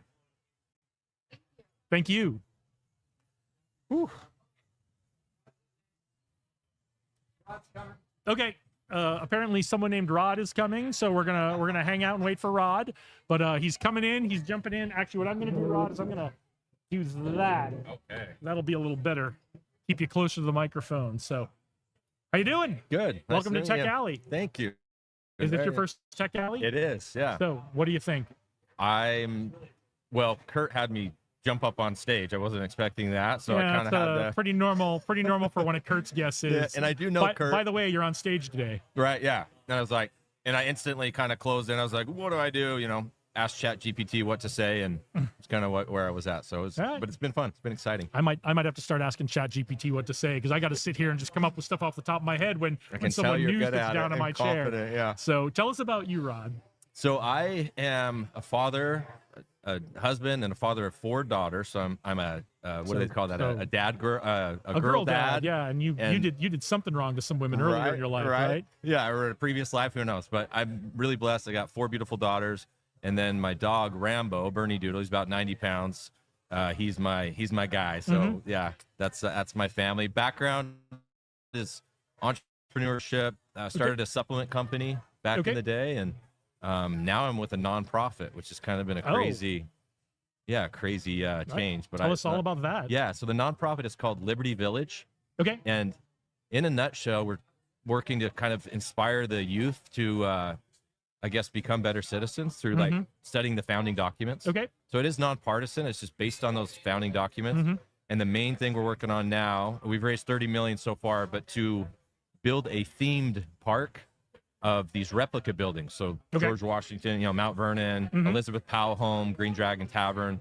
And if you can imagine the people of history in full gear and acting as if they're them, and the kids can ask some questions, they can go have different experiences in the different buildings. So it's like a colonial Williamsburg, or I'll show how regional I am growing up in New England. Well, old Sturbridge Village, if anybody who's watching understands what it's like a New England version of colonial Williamsburg, but much more scaled down. Yeah.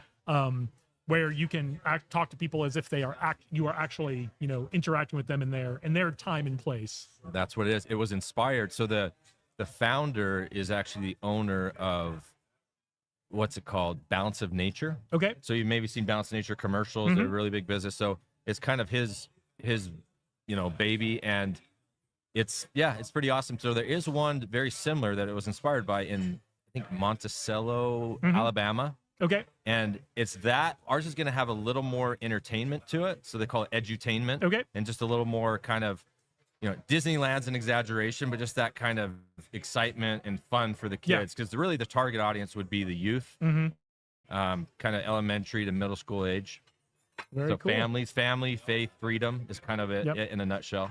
Yep. So are you an investor as well? So I am they hired me as the development director. And it's kind of funny because I don't have really experience raising funds. I've done some kind of raising funds for investments in my past, but mostly just did my own thing, and didn't really need a network. And I'm grateful I continued to network even though I didn't feel like I needed to. And they say, life's meant to be lived forward, but living it backwards would be so much nicer, right? Like we'd all be Bitcoin millionaires and billionaires. I know I would if I could do that. So yeah. So I'm grateful that I've kind of kept these connections, and it's been fun.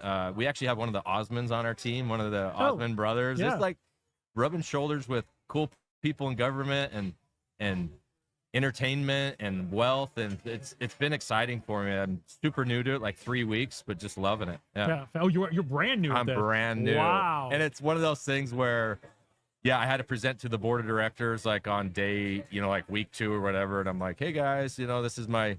So this event has actually helped me a ton. This whole idea of like reciprocity, and I'm learning that fundraising has its like a nuance, and it's like you could go to school for this, So how did you get connected with Kurt and Tech Alley?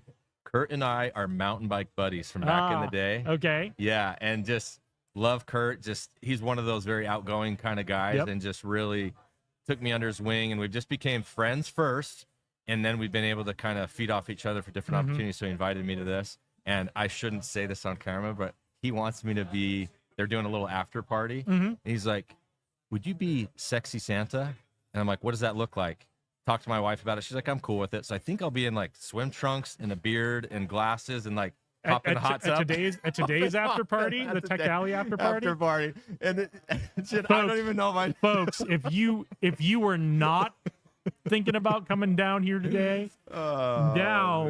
now here's your reason to come down here. Is we've got Rod, who's going to be sexy Santa at the Tech Alley after party starting at 4 here at Taverna Costera at the corner of Charleston and Main in downtown Las Vegas. If you needed no other reason, AI, crypto, NFTs, drones, demo time, Python, whatever you're into for tech, if you want to see a sexy Santa, you got to come down to Tech Alley today and see Rod showing up as sexy Santa today. Man. So clearly that's going to be your highlight for 2024. Right. Yeah. So what are you looking forward to in 2025?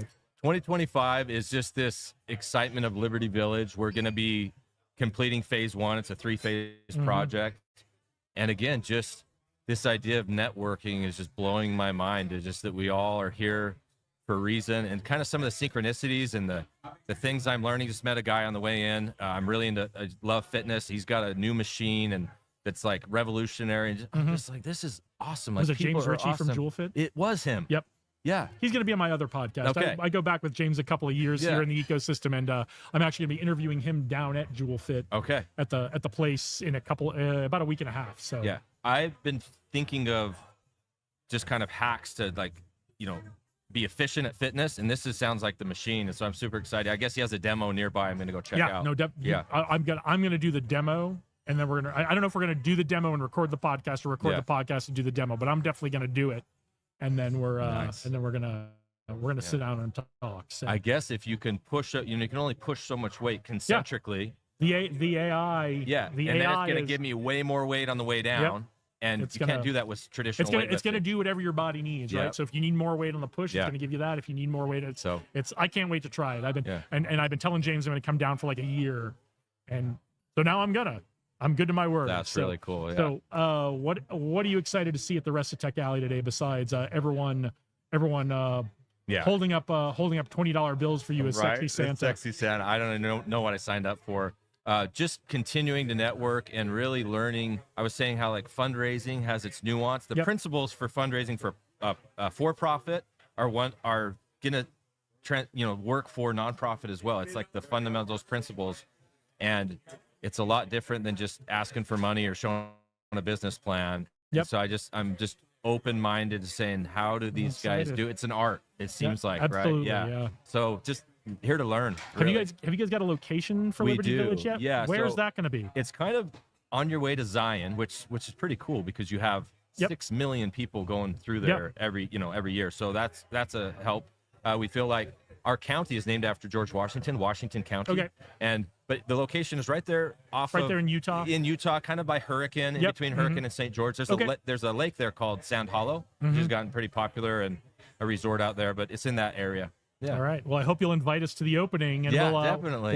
we'll do a live show from it. Okay, I love it. Hey, super love it. good Thank- to meet thanks- you. Yeah. thanks All so right. much, Rod. It Okay. was great to All right, meet take you. care. You too. All right. Well, if have you got one more? Got more for me? We'll take all comers. How So are you, sir? I'm Ashton Moore. Ashton Moore, Jason Leduc. Nice to meet you. Have a Nice to seat. meet you. Thank you. Tell me all about. I've heard your name, but tell me all about you. Sure. All about me. I've been an entrepreneur for 20 years Okay. now. I've started about 20 companies, driven some into the ground. As all good entrepreneurs do. Exactly. And sold a couple. About 10 of them or so are still happy and active and growing. And it's in media, marketing, hospitality, and technology. Fantastic. What brings you to Tech Alley today? Kurt Walker, he put me on an airplane and told me to get over here because I'm based out of Washington, D.C. Okay. So happy to be here in Vegas. Absolutely. Well, when Kurt Walker says get on an airplane, it's usually for a good reason. So It was for a good reason. We just had an excellent session about all kinds of stuff, but basically how giving is a great way to go Yeah. to market. absolutely Yeah. love it. Yeah. So tell us about your latest venture.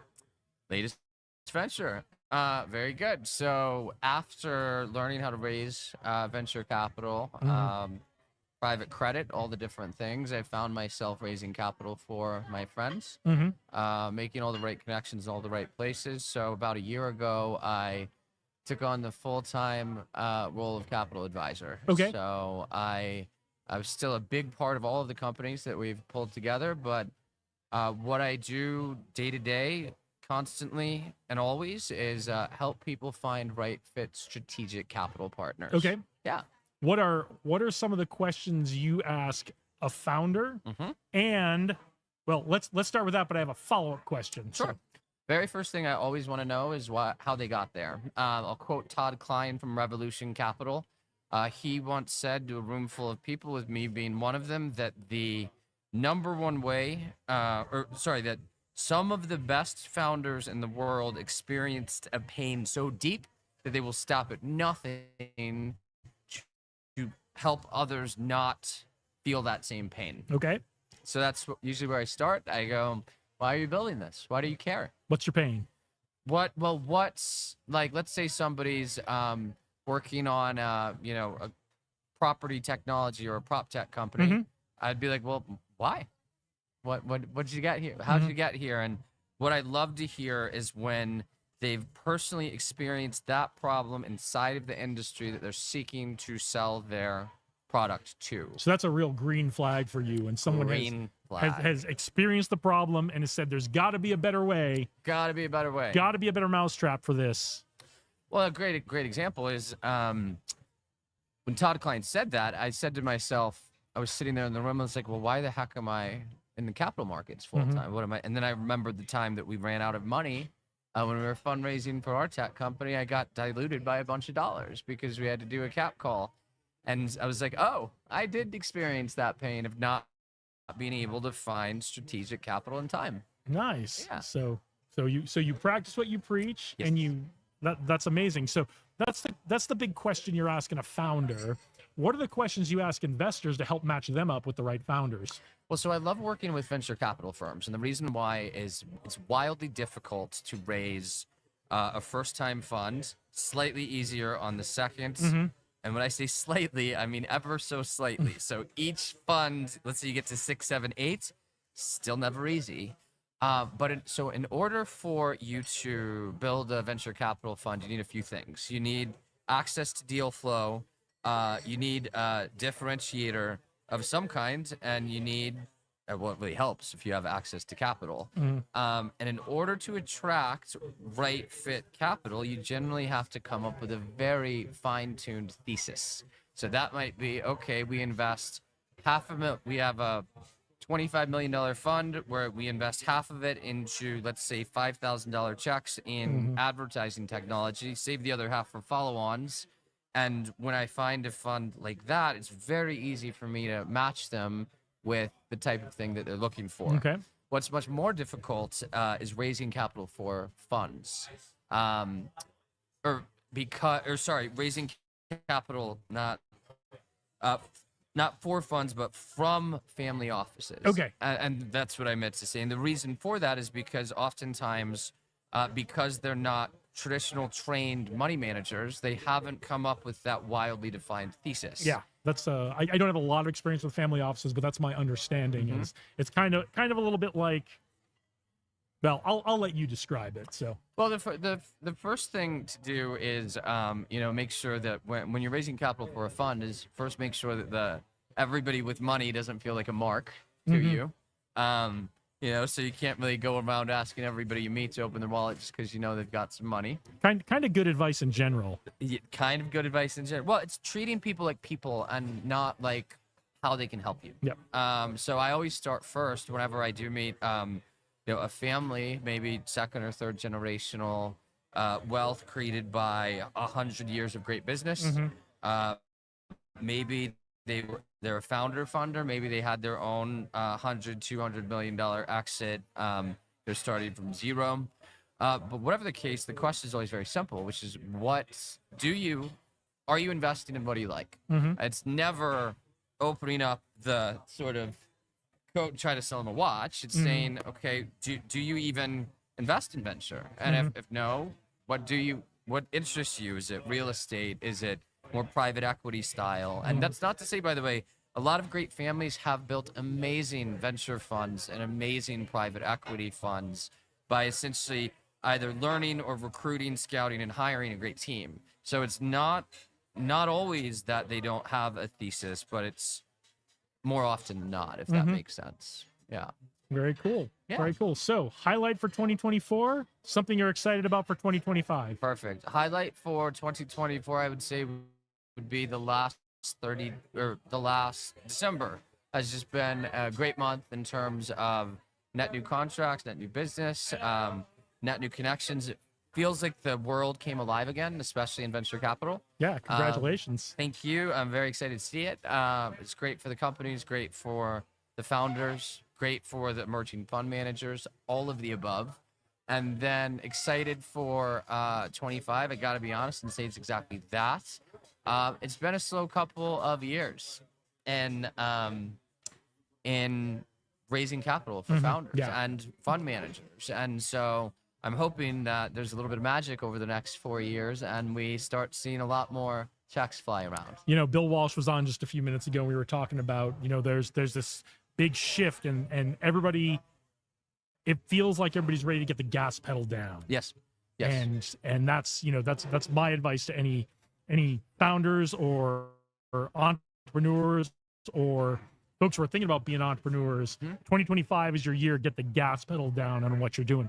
What's your advice for entrepreneurs and founders for 2025?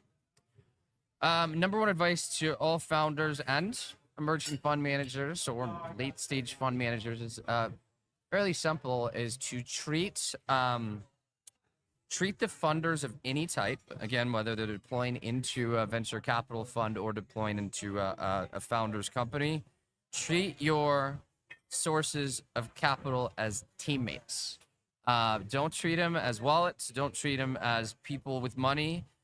Recognize that a strategic right fit investor, which is exactly who you want, is going to be a whole heck of a lot more than just the capital. And when you look at it that way, you'll probably go a lot further. Absolutely, right? Someone who's made that kind of money and has that kind of money to invest probably has a few lessons they can share with all of us, right? So A few lessons, a strong network, and when founders are looking for right fit sources of capital, I love it again when they go to those strategic VCs with the finely tuned theses, because it means that they're probably already playing in a lot of places that's going to help the founder a whole heck of a lot. Yeah. And they'll also, and this is just as important, also care. Like, care about what you're doing, I can't think of any better place to leave it. Are we going to see you back in town for some of the CES events Kurt's putting on? You know how things go when Kurt asks you to do something. Yeah, I know. So As you sit here I did- recording podcasts. I didn't know if he asked you yet or not. So. He has 7 or 8 or 90 times. Okay. So you'll probably see me so we'll around. see you during CES. So, I'll do all right. my best. Is there anything you want to leave us with before we let you go? Well, just because it's the holidays, spirit of giving, I highly recommend to everybody listening to this that you think about getting a copy of the book, The Go Giver. Apparently, the author is a good friend of Kurt's. I think it's Bob Berg. Bob and I are LinkedIn buddies, so I've got that. Wouldn't say good friends, but it's just a great little read about to get us into the spirit of giving for the holidays. All right. Well, thank you so much for joining us today. We will see you back. I'm hoping we're going to be doing some of this from some of Kurt's events in CES. So we will have you back on the pod when we see you again. Can't wait to see you again. All right. Thank you, Ashton. Cheers. You're welcome. You going to jump in this seat? Get in here. Thank you so much, brother. What was your you. name once more? Jason. Jason. Ashton. Before you leave today, let's get connected up on LinkedIn. What's up, Jason?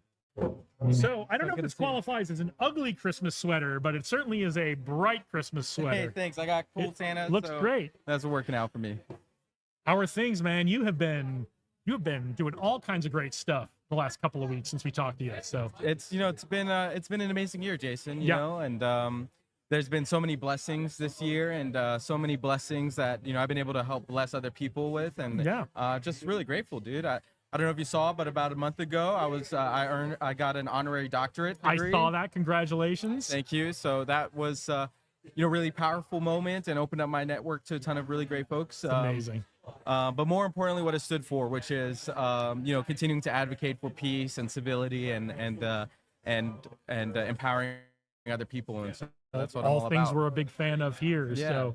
So how are things going with the book? That last time you were yeah. last time you were on this, we were talking about the book. I'm working on the second version now, where I'm incorporating other immigrant stories into the Okay. book. I spoke to the Nevada Independent recently, and Okay. also, as I told you, we're talking to CBS Yep. and some other national news stories. So we'll see if those emerge in the new year. Let us know where we can help. We're here for you. So Definitely. I've got an immigration event that I'm going to be putting together with Okay. the Ghana King and some of the other folks in that Okay, network. yep. January 11th. Okay. That's going to come after CES. So I'll right make sure after to share. CES, what are you going to be doing for CES week? Are you going to be Yeah. involved in CES? Are you going to Absolutely. be Gonna go to CES, Okay. try to record a ton of content, and Staying then here. And then we have I'm partnering up with Diana to welcome a Slovenian startup to Nevada Partners. Oh, host a, great, yeah. like a international cross-generational tech roundtable. Yep. And so Gary Carrier from Plataforma, Mhm. him and Melvin, they have over 50 tech students now that are high school students, and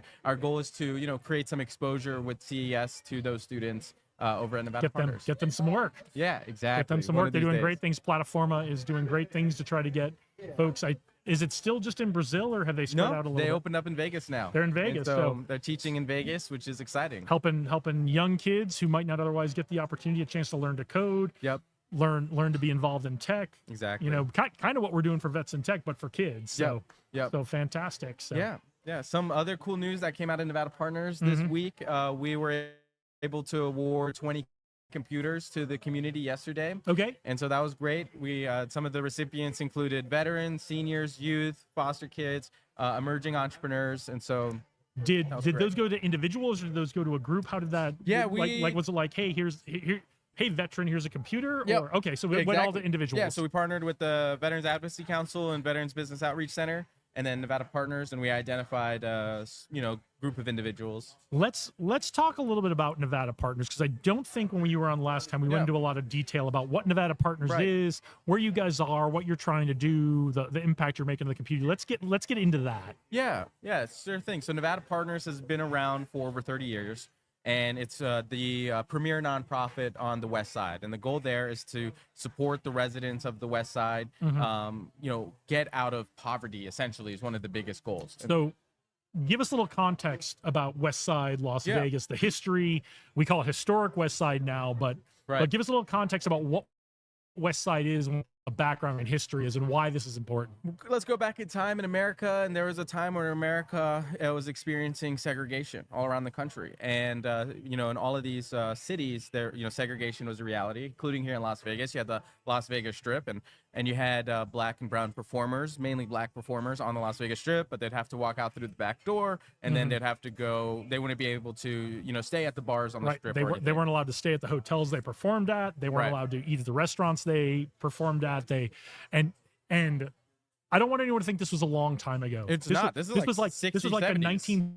1960s. Yeah. So yeah, this is very fresh. I mean, for some of you folks, that's a long time ago. Yeah, but some of the folks I talked to even yesterday lived in those times. Yes. Right. And so these are very, fresh times for some people. And so the historic West Side became that black, the black strip, essentially, in Las Vegas.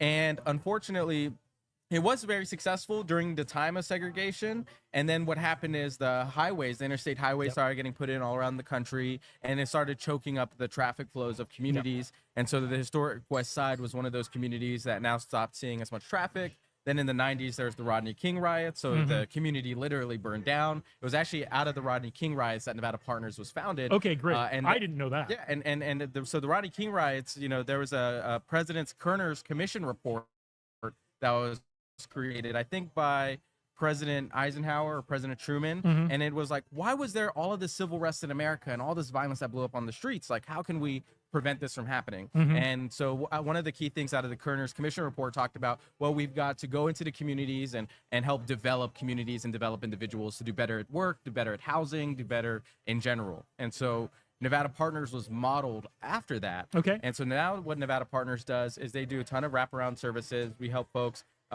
get out of homelessness. We help prevent homelessness through rental assistance, mortgage assistance. We help folks who are ready buy homes. So we have housing counseling programs.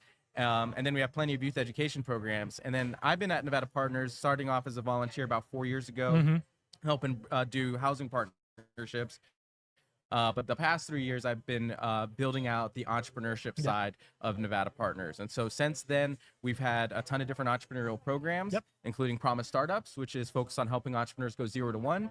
Actually, just yesterday, we were able to issue out $15,000 in microgrants to 15 emerging startups in our Congratulations. community. Yeah, that comes from the banks who support us. So Yeah. thank you, banks. Keep that money So coming. thank you all for so much support of Nevada Partners and Promise Startups. You guys also have your monthly symposium or conference, you guys call it. Yeah. Yep. We do a monthly entrepreneurship conference first Saturday of every month. It's really a great opportunity for entrepreneurs to get to know each other, work together, learn from each other. And this January 4th will be our next one. It'll be our 19th conference. We're going to have speakers coming in from the Black Agenda. The Black Agenda is a national network representing over $2 billion in net worth of Black-owned businesses. And so they're going to be our keynote for the first Promise Startups Conference, and I'm excited about that. And it's free. That's exciting. And we got tons of food. UNLV is one of our sponsors, and TechStart, my company, is also one of our sponsors. So we buy, Annie's Kitchen Barbecue, and then we also rotate different vendors that can display their food. And then one of our startups that has really grown a lot over the year of coaching, or 2 years of coaching we've given them, is Green Side Up, a hydroponics startup. And now they give away produce at our conference every first Saturday. It sounds like you can't afford to not be there. So come on down, even if you're just curious about entrepreneurship. Yeah. Or curious about how you can get involved with Nevada Partners and Promise Startups and all the great things Elias is doing in the community. Come on down. First Saturday of the month, January 4th. Yep, 9 a.m. to 3 p.m. 9 a.m. to 3 p.m. Yep. I've been. It's great. Yeah. So And the salad is really good. The It's so amazing. The salad that they produce is fantastic. So you got to try it. you've already talked about a bunch of things coming up in January. Yeah. What else are you excited about for 2025? You know, I'm excited about doing Freedom Week again. That was a great week for us in Nevada this year, and so I really would love to continue to do that. Our partnership with, Vet to Tech, Veteran Business Outreach Center, Veterans Advocacy Council, has brought a lot of positivity to the community, and connecting veteran entrepreneurs with all the other entrepreneurs at Nevada Partners has been a huge goal of mine, and I really want to continue pushing on that. I'm loving to see, because I came into this community about 10 years ago when the veterans community was separate. Yeah. And the veterans entrepreneur community was separate from the veterans community and the entrepreneur community. Yeah. And we didn't have things like, we had Nevada Partners, we didn't have like Promise Startups, and we didn't have the connections we have now, where everyone's like, come to this thing, come to this thing, come to this thing. And so I'm excited. Freedom Week was great this year. I'm excited for next year's. Global Entrepreneurship Week was great. Tell us about how Global Entrepreneurship Week wrapped up for you and all the great things you did then. Yeah, so Global Entrepreneurship Week, I'm excited to, have leaned in again this year like we did last year.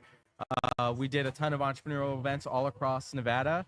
We did a ton of entrepreneur events over at Nevada Partners. I want to give a shout out to Nadia and Lauren, because they came out and did an amazing mentorship session with a bunch of our startups. And so that was exciting. Yeah. And I want to continue building on that as well. Next year is Global Entrepreneurship Congress. So that's happening in June. So that's something that I look forward to being there, and hopefully we can get a cohort of Vegas folks over there as well. I don't think we have any shortage of folks who'd be willing to jump along on that trip and as Dave Berlin says, show the world who we really are. So, amen to that. So- What are you excited about, Jason? I, for the first time, I have gotten media credentials at CES, so All I will be right. there, and maybe we'll do some collab content together while we're there or something. But this is a I love a that. new experience for me. If you had told me even 10 years ago, before I left the Air Force, that I'd be an entrepreneur, and I'd be doing a podcast, and I'd be at our good friend Sophia's urging, getting media credentials to conferences so I could go film content there, I would have told you were crazy. I was already thinking about entrepreneurship, but the whole idea of like getting a media pass to a conference I never would have believed you. So like this is a very recent development in my life that is a whole new world to me of, oh, this is a way I can just go really have some fun with some stuff. Absolutely. So I'm excited about that. I have a couple courses I've launched for my company. I'm looking forward to promoting that and really getting, with a couple of the guests today, we've talked about entrepreneurs getting the gas pedal down in 2025. Heck yeah. It's gonna be a great year for getting the gas pedal down. And that's what I'm excited about, is getting myself organized over the next couple of weeks with the holiday. Yep. I've set myself up in a real good position of I can just kind of focus on looking ahead for the next week and a half until the new year and get that gas pedal down. So I that's what love I'm that. excited about. Heck yeah. One other thing I'm really excited about, Jason, if I could share, Yeah, is you are our always team welcome. at TechStart and Nevada Partners has grown this year. Okay. And so going into the new year with a pretty robust team, and I'm really grateful for that, excited about that, both in the sense of freelancers that, so I've had youth entrepreneurs or aspiring entrepreneurs take, digital marketing classes with me at Nevada Partners. I've taught over 60 classes at Nevada Partners myself. And 2 of my students are now working with me at TechStart, which is so amazing to see. Congratulations. Yeah, so grateful for that. I was able to put a check in one of their hands yesterday for not a small amount, and that was such a blessing to see how excited he was, and to see the work that we're going to get to do in the new year. Isn't it amazing whether you're working as an entrepreneur or as a whatever? Isn't it amazing how much better a feeling it is to write a check to someone than to cash a check someone's given to you? Totally. I mean, it goes both ways. I would say I'm pretty excited about it both. I'm not saying I don't cash the checks or accept the wire transfers. I'm not saying I don't do that, but that's a rush when you get that. Oh, totally. But when you get to when, because you've been able to have that kind of success and you can write a check to somebody Yep. else, I feel so much better. Oh, for sure. And it goes back to, get more to give more, earn Yep. more to give more. And that's the whole thing, with TechStart too, is, our goal is to build a marketplace that's kind of competitive to Fiverr and Upwork. Yep. And so we're doing that over locally. And then on the UNLV side, our team has grown as well. And so this year, we've done 240 events at Nevada Partners in that incubator room. And now we've added 4 new folks to that team. And so I'm just excited about what that's going to mean for the impact we're going to have and the sustainability we're going to have for Well, everything. you and me and Dave are going to talk, because there's something I'm not ready to talk about on the air, but we have a Pursue Vegas thing that I think we're going to be able to bring in. Awesome.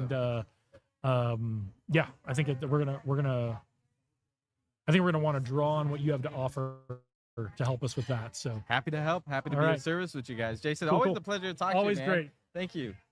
All right. I'll see you soon. Thank you for joining us. Wonder who's next.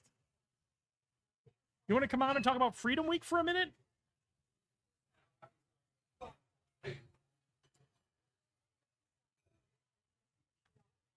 Hola. I'm just checking to make sure I don't have any notifications on my YouTube that we're getting copyright violations. I don't see any big red things. Big So, red flags. so I guess we'll see. But That's yeah, funny. Elias mentioned Freedom Week, and we talked last month. We talked a lot about GEW. I think we Yeah. mentioned Freedom Week a little bit, but I know with the theme today being, with all of our guests on the show here today, talk about getting the gas pedal down in 2025. My words, not theirs, but that's kind of been the theme. Let's talk about getting the gas pedal down on Freedom Week starting after the first of the year. Yeah. Global Entrepreneurship Week is phenomenal. It is, I found the best way to talk about it so people really understand that it has more impact than just in Vegas. It's 10,000 events all around the world the same week. Mm-hmm. I happen to help Elias as well. All of us are involved in all the events that happen in Nevada, but because that's in November, there's nothing that really kicks off that conversation and gets things going. Yep. So the idea of Freedom Week was really just to catalyze the conversation, but it was to do it from the veteran entrepreneur aspect. So Take one small slice. of what- entrepreneurship and and celebrate get, that and get our Yep. entrepreneur community in Las Vegas engaged. Yeah. excited Yeah. about veteran entrepreneurship. Yep. And then that's kind of the teaser for Yeah. That's the bait and switch. that's the like, bait and switch. yeah. You came for the veterans. Yep. You're staying for the entrepreneurship. Yep. So with that, it's based on an event that I did in Oklahoma years ago. I called it Freedom Week. I did it the week after 4th of July. And I just to tie in with that theme, let's just call it Freedom Week because it's America and we can do whatever we want. It worked out great. We did 7 events. One of those events was launching the Veteran Entrepreneur Library there in at Nevada Partners. What was cool about that though is we launched the library that day, but because we started the events earlier in the week, it created a lot of buzz, and it also got the attention of. We'd been working on this conversation with the governor's office for many months, Many months. but it helped nudge it with Having that. a real thing. Yep. Really got the gas pedal And that's- down on that when we had an event to point to. And that's where they signed the proclamation for Global Entrepreneurship Week in November, Shout out- formally declared. Shout out to Shaq, Shaq. Yeah, who- Shaq. who kinda made literally that came happen. into our event coming We got straight it, from yeah. the governor getting Yep, it signed. Yep. So that was cool. And so what worked out really well about that, because of that hyper focus on veteran entrepreneurship, no one's gonna shit on that. You know what I mean? No one's just gonna be like, that sounds dumb. We're not involved. Everyone was like, oh, no we one want to likes be involved. veterans. And that was again the bait and switch, just because yes, that's why we're here, but let us also tell you about Global Entrepreneurship Week. The cool and all these other fine folks who have shown up as well. Yep. What's interesting is right after that, it just so happened that Global Entrepreneurship Congress, which is a big meeting where everybody goes, was in Puerto Rico the next week. When Global Entrepreneurship Network found out what happened, they were like, hey, we want to fly you down here. We want you to talk about this. So I went down on a global stage. I talked about what we did. That got a few other communities interested. And this is how it works, right? Somebody in Philadelphia was interested to have me on their board for a lot of projects that they're doing next year. They wanted to copy Freedom Week because it worked so well here. So they're going to do it. I'm looking at doing one in Tulsa, Austin as well. Another thing that came cool from that Philly conversation was I then got recommended by somebody in Philly to be on the board, the pitch advisory board for South by Southwest. So now I just finished reviewing like 100 decks for that. You helped with that, so thank you there. My pleasure. And then now I'll be going to South there's- by Southwest. in There's Lansing. very few things that are more fun to me than reviewing somebody's Yeah, pitch deck, yeah. which I know sounds crazy, but if you've ever done it, you'll be hooked. Yep. So Are you hooked now? I'm hooked. Yeah, it was fun. So now, as I'm looking forward to going to South by Southwest, now the conversation is, what are like 5 or 6 communities that we can duplicate Freedom Weekend? Very similar to the same model of Global Entrepreneurship Week. It happens in multiple communities all the same week. Some people are like, oh, you should like do one in a different city every week and then like go visit those. No, like same week. But I want, and now I refer to our conversation with Josh Levitt first thing Yeah. this morning, where it's like the idea, the bones of the idea could be the same, but every community's got to do it their own way. Exactly. Yeah. It's got to have their own champions. But for Freedom Week, the one thing that I do want to be consistent, and this is how we could sort of measure its success, is I would love it if everyone that commits to doing a place can find out where would be a good location to partner with an organization or have a veteran entrepreneur library like the one we did in North Las Vegas at Nevada Partners. That then becomes a physical place that can celebrate entrepreneurship, but it's a really good metric, because then you'll be able to see what does that library mean in each community to their veteran entrepreneur community. So viewing audience, that's your homework. No matter what community you're in, think about where a great place for a veteran entrepreneur library would be, and then slide into this guy's DMs. Right? Slide into the DMs. You can slide into mine too. I don't mind. But so tell them who you are. I'm Dave Berlin. I do a lot of the community stuff here. A lot of it has been centered around veterans, but it's carried over into other things as well. And then I'm just a champion for really pulling this community to work together. And that way we get more people, but we don't just get tourists. We get people that really want to move here, bring their businesses here, come and start their businesses here. Yeah. I just love seeing everyone come here, connect, and thrive. I love it. I love it so much. So we got the download on Freedom Week writ large. We're growing. We're expanding to other cities. If you wanted to come to your city, again, slide into this guy's DMs or slide into my DMs. I don't mind. We are just a couple weeks from really kicking things off for Freedom Week. Yep. Because we're just about 6 months out for Vegas Freedom Week. Yep. What can we expect to see, and where should people come and show up if they want to be involved in Freedom Week in Las Vegas? Next month. So I think this really makes good sense, and I'll be really candid. I'm making this up on the fly because there needs to be a place that there can be that recurring conversation. I think the most viable place to do it is where we've already started a veteran entrepreneur meetup, and that's at the Leatherneck every Tuesday. Every Tuesday from 2 to 4 p.m. at the Leatherneck Club in Chinatown, we do what's called office hours. And office hours is a casual event, but it's primarily for veteran entrepreneurs, but we never want to exclude anyone. It could be for anyone. We want people to come hang out. Sometimes it's just more of a social event. Everybody's hanging out. It's Taco Tuesday, so everybody eats tacos. They have a different taco special every week. But sometimes it is very much business. Like just the last 2 or 3 weeks ago, there's a guy that started asking me questions. It turned into this whole little breakout thing. And I ended up just going off on strategy, growth, and all that stuff. And then it's like, then everybody starts pulling out notes. And it was just a lot of powerful information that everyone at that table benefited from. But sometimes it's, does anybody know this person or that person? And then it's just a rally point for connection. So I think the rhythm wise, it would make sense to maybe make it to where the first Tuesday of every month, we start building is our Freedom Week. Is our Freedom Week tag committee. Yeah.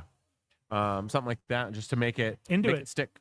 Into it. So, bottom line, whether you're an entrepreneur or not, whether you're a veteran or not, come on down to the Leatherneck Club. Also, come on down to Taverna Costera sometime, maybe today for Tech Alley, corner of Charleston and Maine, because they're our great, amazing sponsor for what we do here on this live stream, but also for Tech Alley in general, providing the coffee and the water and the lunch and all that kind of stuff. And the sweet potato fries and the avocado toast is amazing. So they are incredibly gracious, incredibly kind to all of us here involved with Tech Alley. So that sounds fantastic. So Easy day. All right. Have we got anyone else who wants to jump on here? I don't think so. I don't know. Alicia, are you coming on? or Alicia, no? do you want to jump on? Yeah, absolutely. Absolutely. You we will keep going as long as there are folks who want to be on. But you know, Dave, you know, Okay, cool. what's going on, Alicia? I love the hat. Thank you. I had to remain in the holiday spirit, you know.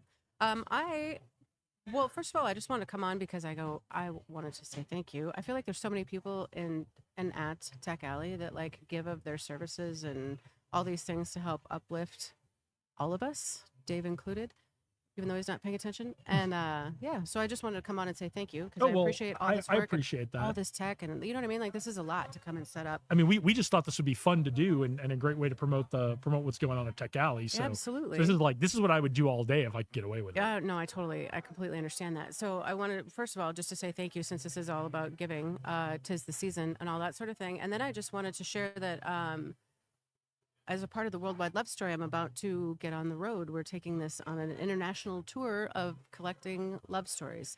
So Okay. yeah, I'm going to say I love Vegas and I will be back in a minute. But like, yeah, we're about to take off and first stop is Sydney, Australia. And after that, we're just going to start amassing love stories from all around the world. So before I let you go, I know you wanted to be quick, but I did. I can't I let you wanted go to- that quick because yeah. I gotta talk about. Give us the background on Worldwide Love Story. What is it? How did Context? you start it? Who needs context? Okay, great. So the Worldwide Love Story is a project that was actually born out of heartbreak. I was living in Vegas and I went through the worst breakup of my life. And during the day, I was working for Tiffany's, the little blue box company, and in the evening, I was working in the wedding industry. So in theory, when you work at Tiffany's, like you're surrounded by people who are loving. They're always buying gifts for each other and whatnot. So I had people that were demonstrating love throughout the day, and then at night, here I was, you know, recording weddings and all sorts of things. So there was evidence of love all around me, but I was like, how come everybody else can seem to get it right, and I can't seem to figure it out?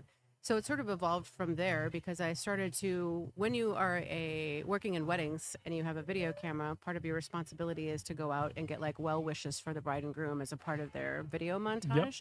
But what I did, because I was like fighting back tears on the sidelines of all this, was I started to ask, I would seek out couples that looked like they had a little experience or road wear, for lack of a better way of putting it. And I started to ask these couples, I said, do you have any advice that you would like to offer the bride and groom? Because I thought if there's any time that they actually do go back and watch these videos, at least this would be maybe a little bit more helpful than just somebody waving at you, you know, over the camera. So that's what happened. I just started to collect love stories and it evolved from there. So what we're doing with the Worldwide Love Story, the whole purpose of it is to collect love stories from all around the world. But what we're looking for are real stories of real people in love who've been through some shit, but still chose love in whatever capacity that happens to I look love like to hear for them. that. Love to hear that. Thank you. Yeah. The idea, similar to what you're doing, right? It's contribution. You go, if by sharing these things, if we can, rising tides lift all boats, if we can share these stories, then maybe that will help others of us who might be going through a rough spot. So all you folks out there, if you have a perfect love story, we do want to hear from you, but we really want to hear from you about the parts that weren't so perfect. Yeah, and how you got through them, because we are like, the easy parts are easy, right? But how do you get through? What are some of the things that you used to help yourself make better decisions around love? So what's the biggest lesson you've taken away since you started doing this? Oh, wow, what a great question. I think the biggest lesson that I've learned is that almost, if I'm going to be honest, it almost seems like none of us really have it all figured out. Like there's no one solution. There's no one size fits all solution. And that we're all just figuring it out as we go. So I think I don't know, that there's a certain humility when it comes to love. Okay. If that makes sense. Yeah. So first stop on the world tour, Sydney, Australia. Yes. What other city is going to be in, and where do we get the t-shirt? That I know, right? Thank you. So you get the t-shirt at worldwidelovestory.com. And after this is part of the reason why I wanted to come on, because I go, if people in the comments want to even say what are the good cities to go to for love. Okay. Because part of what we're doing is we're going to do what I call slow travel, right? A month in a city where we sort of sit down roots, we meet people, we get people on the podcast, we do all sorts of things and have build mini communities as we go. I love cross-pollinating with people, and so I love putting people together, and we all sort of find out what we're working on and how we can help each other move one another's things along collectively. Okay. So that's part of it. So if you want Alicia to come to your city for a month Yes. to collect all these great stories, let her know. And Yes. do you have a podcast now? Is that out now? We do actually. It's called the Worldwide Love Story Podcast, and it's on Spotify and all the Okay. places. There's like one placeholder thing, but as we get rolling on the road, yeah, you look for the next episode. We'll probably drop around Valentine's Day, not ironically. Perfect. I Yeah. can't think of a better way to leave it. Is there anything you want to leave us with before you go? No, other than just to say thank you and really appreciate it, and we'll see you when we get back. My pleasure. Thank you. Keep us updated while you're on the road. Stay safe on the trail, Absolutely. and let us know how we can help. Appreciate it. Thanks. All right. Thank you.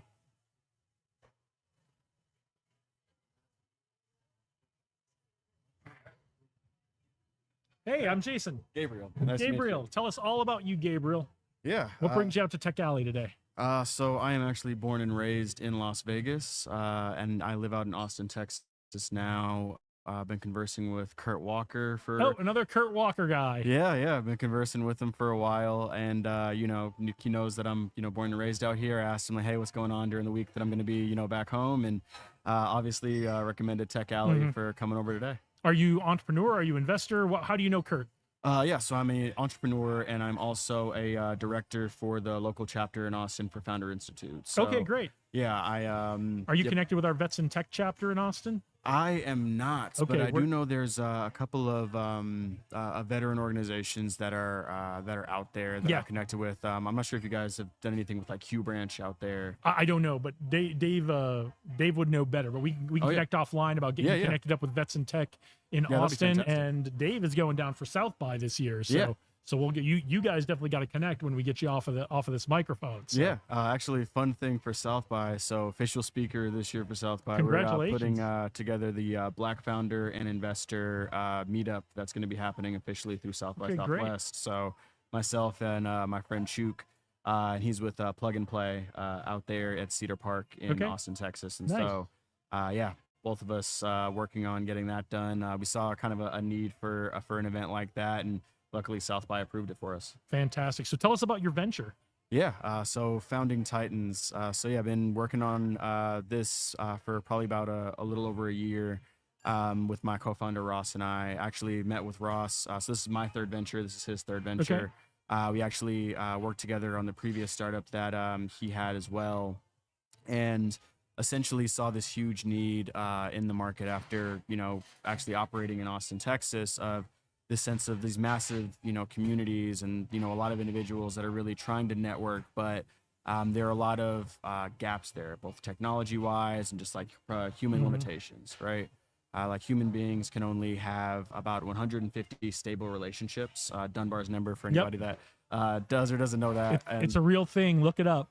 Yeah, study that was done in the 90s, and essentially humans can't really exceed that natural number. And so being able to build a platform that helps to kind of increase that, right? So with artificial intelligence now, we have the ability to, with GPT 3.5, achieve consensus, which is essentially, 50 people that, you can have a stable relationship with. With GPT-4, you could achieve over 1,000 connections. We're right? gonna have to have another conversation. But my main business is leadership training. I was in the Air Nice. Force for 20 years, and things like Dunbar's number are really important to that. And we all have a span of control that we can handle, like how many people directly report to us, right? For most people, it's like 5 to 7. If you're really good, it's like 10 to 15. Yeah. But that, all these things are real, and science is just kind of catching up to it. But Yeah. like I'm super interested in, as 2025 comes along with my podcast and what we're like, all the things we're doing at Tech Alley and the startup community, is how do we use things like AI, like leadership tech, which is, kind of a weird term, right? Yeah, but it's a real thing. I mean, it's the space that we're operating in, and so essentially, Founding Titans is a platform that helps entrepreneurs to discover, analyze, and engage professional networks so that they can 10x their network. Okay. Essentially, so we're working on social systems, AI matchmaking, Okay. and ecosystem mapping for the major entrepreneurial hubs, cities like of course San Francisco, New York, but but also like Las Vegas, like Austin, Boston, Miami, Atlanta. Fantastic. Really showcasing that. Nice. So your previous 2 ventures, did you get exits out of those? So yes, kind of for one of them. So my first company was when I was a student at Arizona State University, 2 weeks in, and was sitting around with one of my buddies on the couch at 2, 3 a.m. because from Vegas, and city doesn't really sleep, and Yep. you thought, why do we not know what events or parties are going on? There has to be something. This is the week before kind of welcome week and all that other stuff, and we knew there were students on campus. We ended up creating an events company and got Okay. like $100K in ARR from that. Nice. And we sold it to an incoming freshman, or I sold it to an incoming freshman for probably about like $1,000 because I got a cease and desist from Arizona State University for using their name and likeness on the the system. So. We're gonna count that as an exit. Yeah, We're gonna exactly. count that as an exit. Yeah, like it's but no, we did really well with that. We operated that for about 6 months, and during that same time, ASU's Innovation Lab did business consulting with a bunch of different startups. So I've worked with over 50 startups from strategy work, marketing, supply chain operations, all of that over the span of the last 10 years. Okay, awesome. Advice for founders, entrepreneurs, folks who are thinking about entrepreneurship, advice for them on how to start 2025 off right. 2025 is going to be an amazing year simply because the markets are actually starting to get better, right? Everybody was kind of in this wait and see phase because of these elections. And so the biggest advice I would have is you're about to experience, no matter what anybody says or thinks, like there's going to be a lot of uptick, especially in those first couple months. We're not really going to know how the rest of the year is going to pan out. So capitalize on it, right? Get that gas pedal down. Exactly. Like, start posting on LinkedIn, start getting your presence out there, start doing all those things, because if you don't, then you never know what's going to happen, right? Like we experienced a crazy boom from 2020 to 2022, then everything kind of dropped off after that. So, really hit the ground running in the high part, in the high times, and then really make sure that you're also having that, macro micro view of like, okay, what's going to happen in, the next couple of months or whatever, and keeping your eye on those things to know, okay, say, hey, I raised money and like I did really good. I capitalized on this uptick in the market, but also hell, the market could, go back down in 6 months, right? So you need to make sure that you're using that capital correctly and, really just having the right individuals around you, whether it's, friends, advisors, mentors, to really make sure that you're able to continue to grow in, the high times and the lows. Yeah. So shake it off on the first, hydrate, Yep. get a little food in you on the first, and then get that gas pedal down on the second. Yeah, no, 100%. Anything else you want to leave us with before we let you go for the day? Yeah, for anybody that, wants to sign up for our wait list, both communities and individuals, foundingtitans.com is our platform. And then also, find me on LinkedIn, Gabriel Rucker. And, always happy to help out entrepreneurs with, any questions, connections that, they might need. And also, I'm not going to necessarily sugarcoat anything. So, I'm going to give you the right information because I don't want somebody to not have given you that and then you fail. Yeah, and look, just because someone tells you your baby's ugly doesn't mean you can't have a good business out of that, right? Just because your baby's ugly right now, it doesn't mean you can't doll it up and make it look cute later too, right? Like I've had multiple people at different points in the multiple businesses I've done tell me my baby was ugly. Yeah. Right. But also using that information and grain of salting that feedback to be able to build. Right. That's exactly what I've done. Hell, we are on a recent pivot for the narrative of our business, right? Like the technology hasn't really changed, but it's how we're talking about it, how we're executing on it after talking to potential investors, after talking to, potential users and everything else and refining it, right? So like you need that, because if you don't and people just kind of pat you on the back and don't buy anything, then you waste years of your life and money. And that's why Kurt Walker will tell you you've got to talk to 100 customers, 100 potential customers before he'll even talk to you as an investor. That is the exact same thing that I tell people too. 100. 100 minimum. That is the that I guess that's a different type of number outside of Dunbar. Like, maybe we'll coin that number, but what is it called? That is the exact right amount for you to be able to have look through that data. And also, if you're doing that outreach, record that information, even if you record the audio calls or whatever. And that's something I had to learn. Talked to over 400 potential customers just for this. And if you're struggling to find 100 people, get on a plane to Las Vegas, walk up and down the strip. You can probably do 100 people in 4 hours. Yeah. And if you're looking at your ICP or whatever vertical you're in, like Reddit, right? Yep. Like Facebook groups, like just start asking people and like just start conversing. Don't hard sell anything. This is just to like get feedback. Yep. And then once you have that list, because you've recorded their names and their emails, then once you know what you're building, go out and shoot it out to them. And if they like it, they'll probably ask, when can they buy it? Yeah, exactly. They will. No, I've had so many people that have asked me when I'm like, just kind of asking them questions, or like, I kind of see where you're going with this. Like, is like towards the end of it, and I'm like, hey, I'll save that towards the end, and then I tell them what I'm working on after the questions are done and everything else. And the book, The Mom Test, is really good at explaining that for really showing like not getting biased feedback on it. But after that, I've got a bunch of people on my wait list just from that, where they're like clamoring for it, and they say, hey, I want to sign up for this. I need this right now. I am willing and able to pay for this right now. When can I sign up? And I'm like, we're still building it. So here's the wait list, and go from there. But yeah, it's possible. Are you coming back to town for CES? I wish. The last time I went to CES was in high school. Okay. And that was I went to East Tech out here. Okay. And so they actually used to give free passes and stuff like that. So I went with my senior class, and I want to go back. I've gotten multiple free tickets for like a couple of years. For anybody that wants to go to CES 2, it is literally the best electronic show that I've ever been to. And even that was 10 years ago, and I'm sure it's way better now. But yeah, the biggest conference that I know is going to be coming up is Founder X, which is Founder Institutes. That's going to actually be in Austin. Okay. And then the week right after that is going to be South by Southwest. Okay. But those are the two main ones that I've got on the list right now. Hopefully able to go to CES next year, but I'm leaving here on like the 29th. So. Okay. Well, we will connect again in the future. Love to talk to you more, have you on the other podcast. Yeah, appreciate it. I don't know where Dave went, but you need to connect with Dave because he's going to be at South by. He's on the pitch advisory board. So perfect. Yeah. So yeah, you guys connect, and I will fill some time here while we're waiting for you guys to connect and Dave to come back. And Yeah, thank you for sounds good, man. joining us. A pleasure. No, thank you, man. I really appreciate it. All right. Yeah. Thank you. Have a good one. All right. Well, it looks like we are starting to wrap things up for the day here at Tech Alley. This is about normally when we wrap things up. So there are still talks going on. We're still in the second round of talks today. There's still one more round. And I want to remind everyone, we've got the after party coming at about 4 p.m., where if you come down to the after party, you may see our previous guest, Rod, as Sexy Santa. So lots of fun stuff going on. I think right now we're in the middle of demo time. I could look. That would actually be the smart thing for me to do, is to look at actually what's happening for the rest of the day.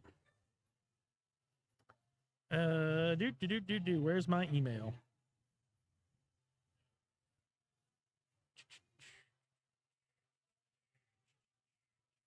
I'm still here. Don't everybody tune out. All right. So we are. All right. Well, I don't have the rundown, which is fine. So wrapping things up. Second round of talks, the third round of talks coming up in a little bit. After party coming up. Dave Berlin is coming back to join us. Did he connect with you about South by on his way out? No. Okay. I had to move my car because last time I left it in the same spot for too long. I got a ticket. Oh, I wonder if I need to move my car. I think you're good right now. Okay. Well, I guess we'll see. So, well, that is, we're coming up on 2:00. This is about the time we normally wrap up. Yeah. Wrapping up Tech Alley for today. Wrapping up Tech Alley for 2024. 2024. Takeaways from the year. Biggest takeaway for me is that the city is still evolving, and we keep getting more and more people every day that are coming with different networks and different skill sets from other communities. And I think it's just, as long as everybody really stays open to growing together, I think we're gonna win. I think so. It was really emphasized for me, that idea of staying open. Kurt Walker brought us like 5 or 6 people like to cycle through this chair. Yeah. There are people, I know sometimes the world feels like you're all alone. Sometimes it feels like you're fighting, you're swimming upstream, all that kind of stuff. There are good people who want to connect. There are good people who want to, see things move forward, see communities get built.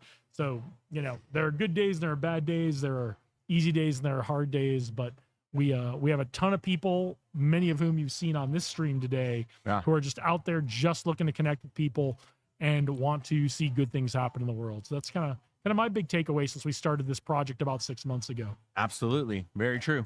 So I dig it. anything you want to leave everybody with before we wrap it up?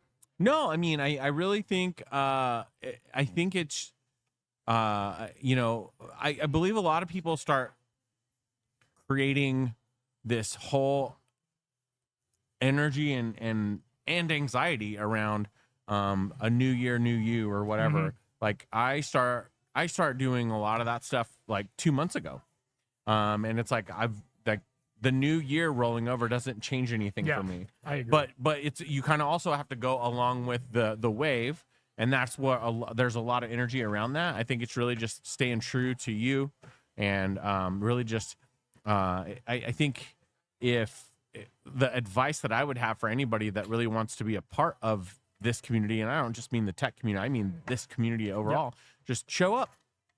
Just I mean I catch myself staying at home sometimes for several days in a row just because I get, you know, I get burnt out. Energy. I think I went a whole week a couple weeks ago without leaving my neighborhood.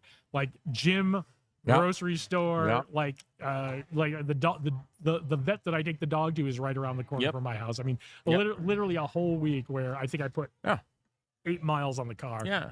And with that, like I definitely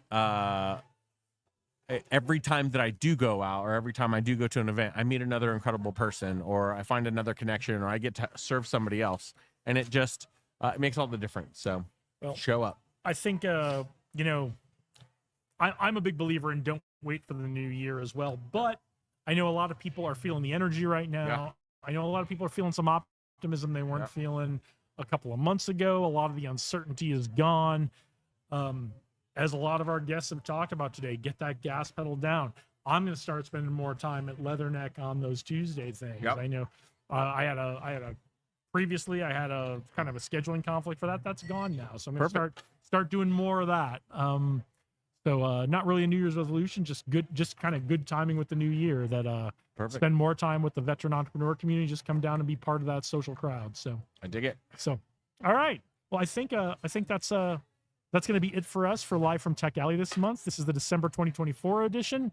I want to thank Josh Levitt for putting Tech Alley together in the first place and allowing us to be part of this and letting us, you know, indulging me to do this at his event all the time. Thank all of our guests for joining us. We're going to cut these up and we're going to put them out, and you'll be able to see them again and get that info of where everybody, you know, how to get in touch with everybody who's our guest today. You can always reach me on this YouTube channel. You can always reach Dave on these YouTube channels. We'll find it all. Thank you to all the surrounding venues that help us out. Thank you to Taverna Costera for always being a gracious host, always being a kind host, for letting us do this live stream in the middle of their restaurant today. Right. And so thank you to them. You got to come down, check out Taverna Costera. They're so gracious. They're so kind. They are one of the primary sponsors for Tech Alley, and they make sure that everyone who comes down is so well taken care of. They're at the corner of Charleston and Maine in downtown Las Vegas. Anything I'm missing? No. All right. Not at all. Well, enjoy the holidays. We'll see you back in 2025. Onward and upward. Peace out. Sorry, Mike Kim, we ran out of time.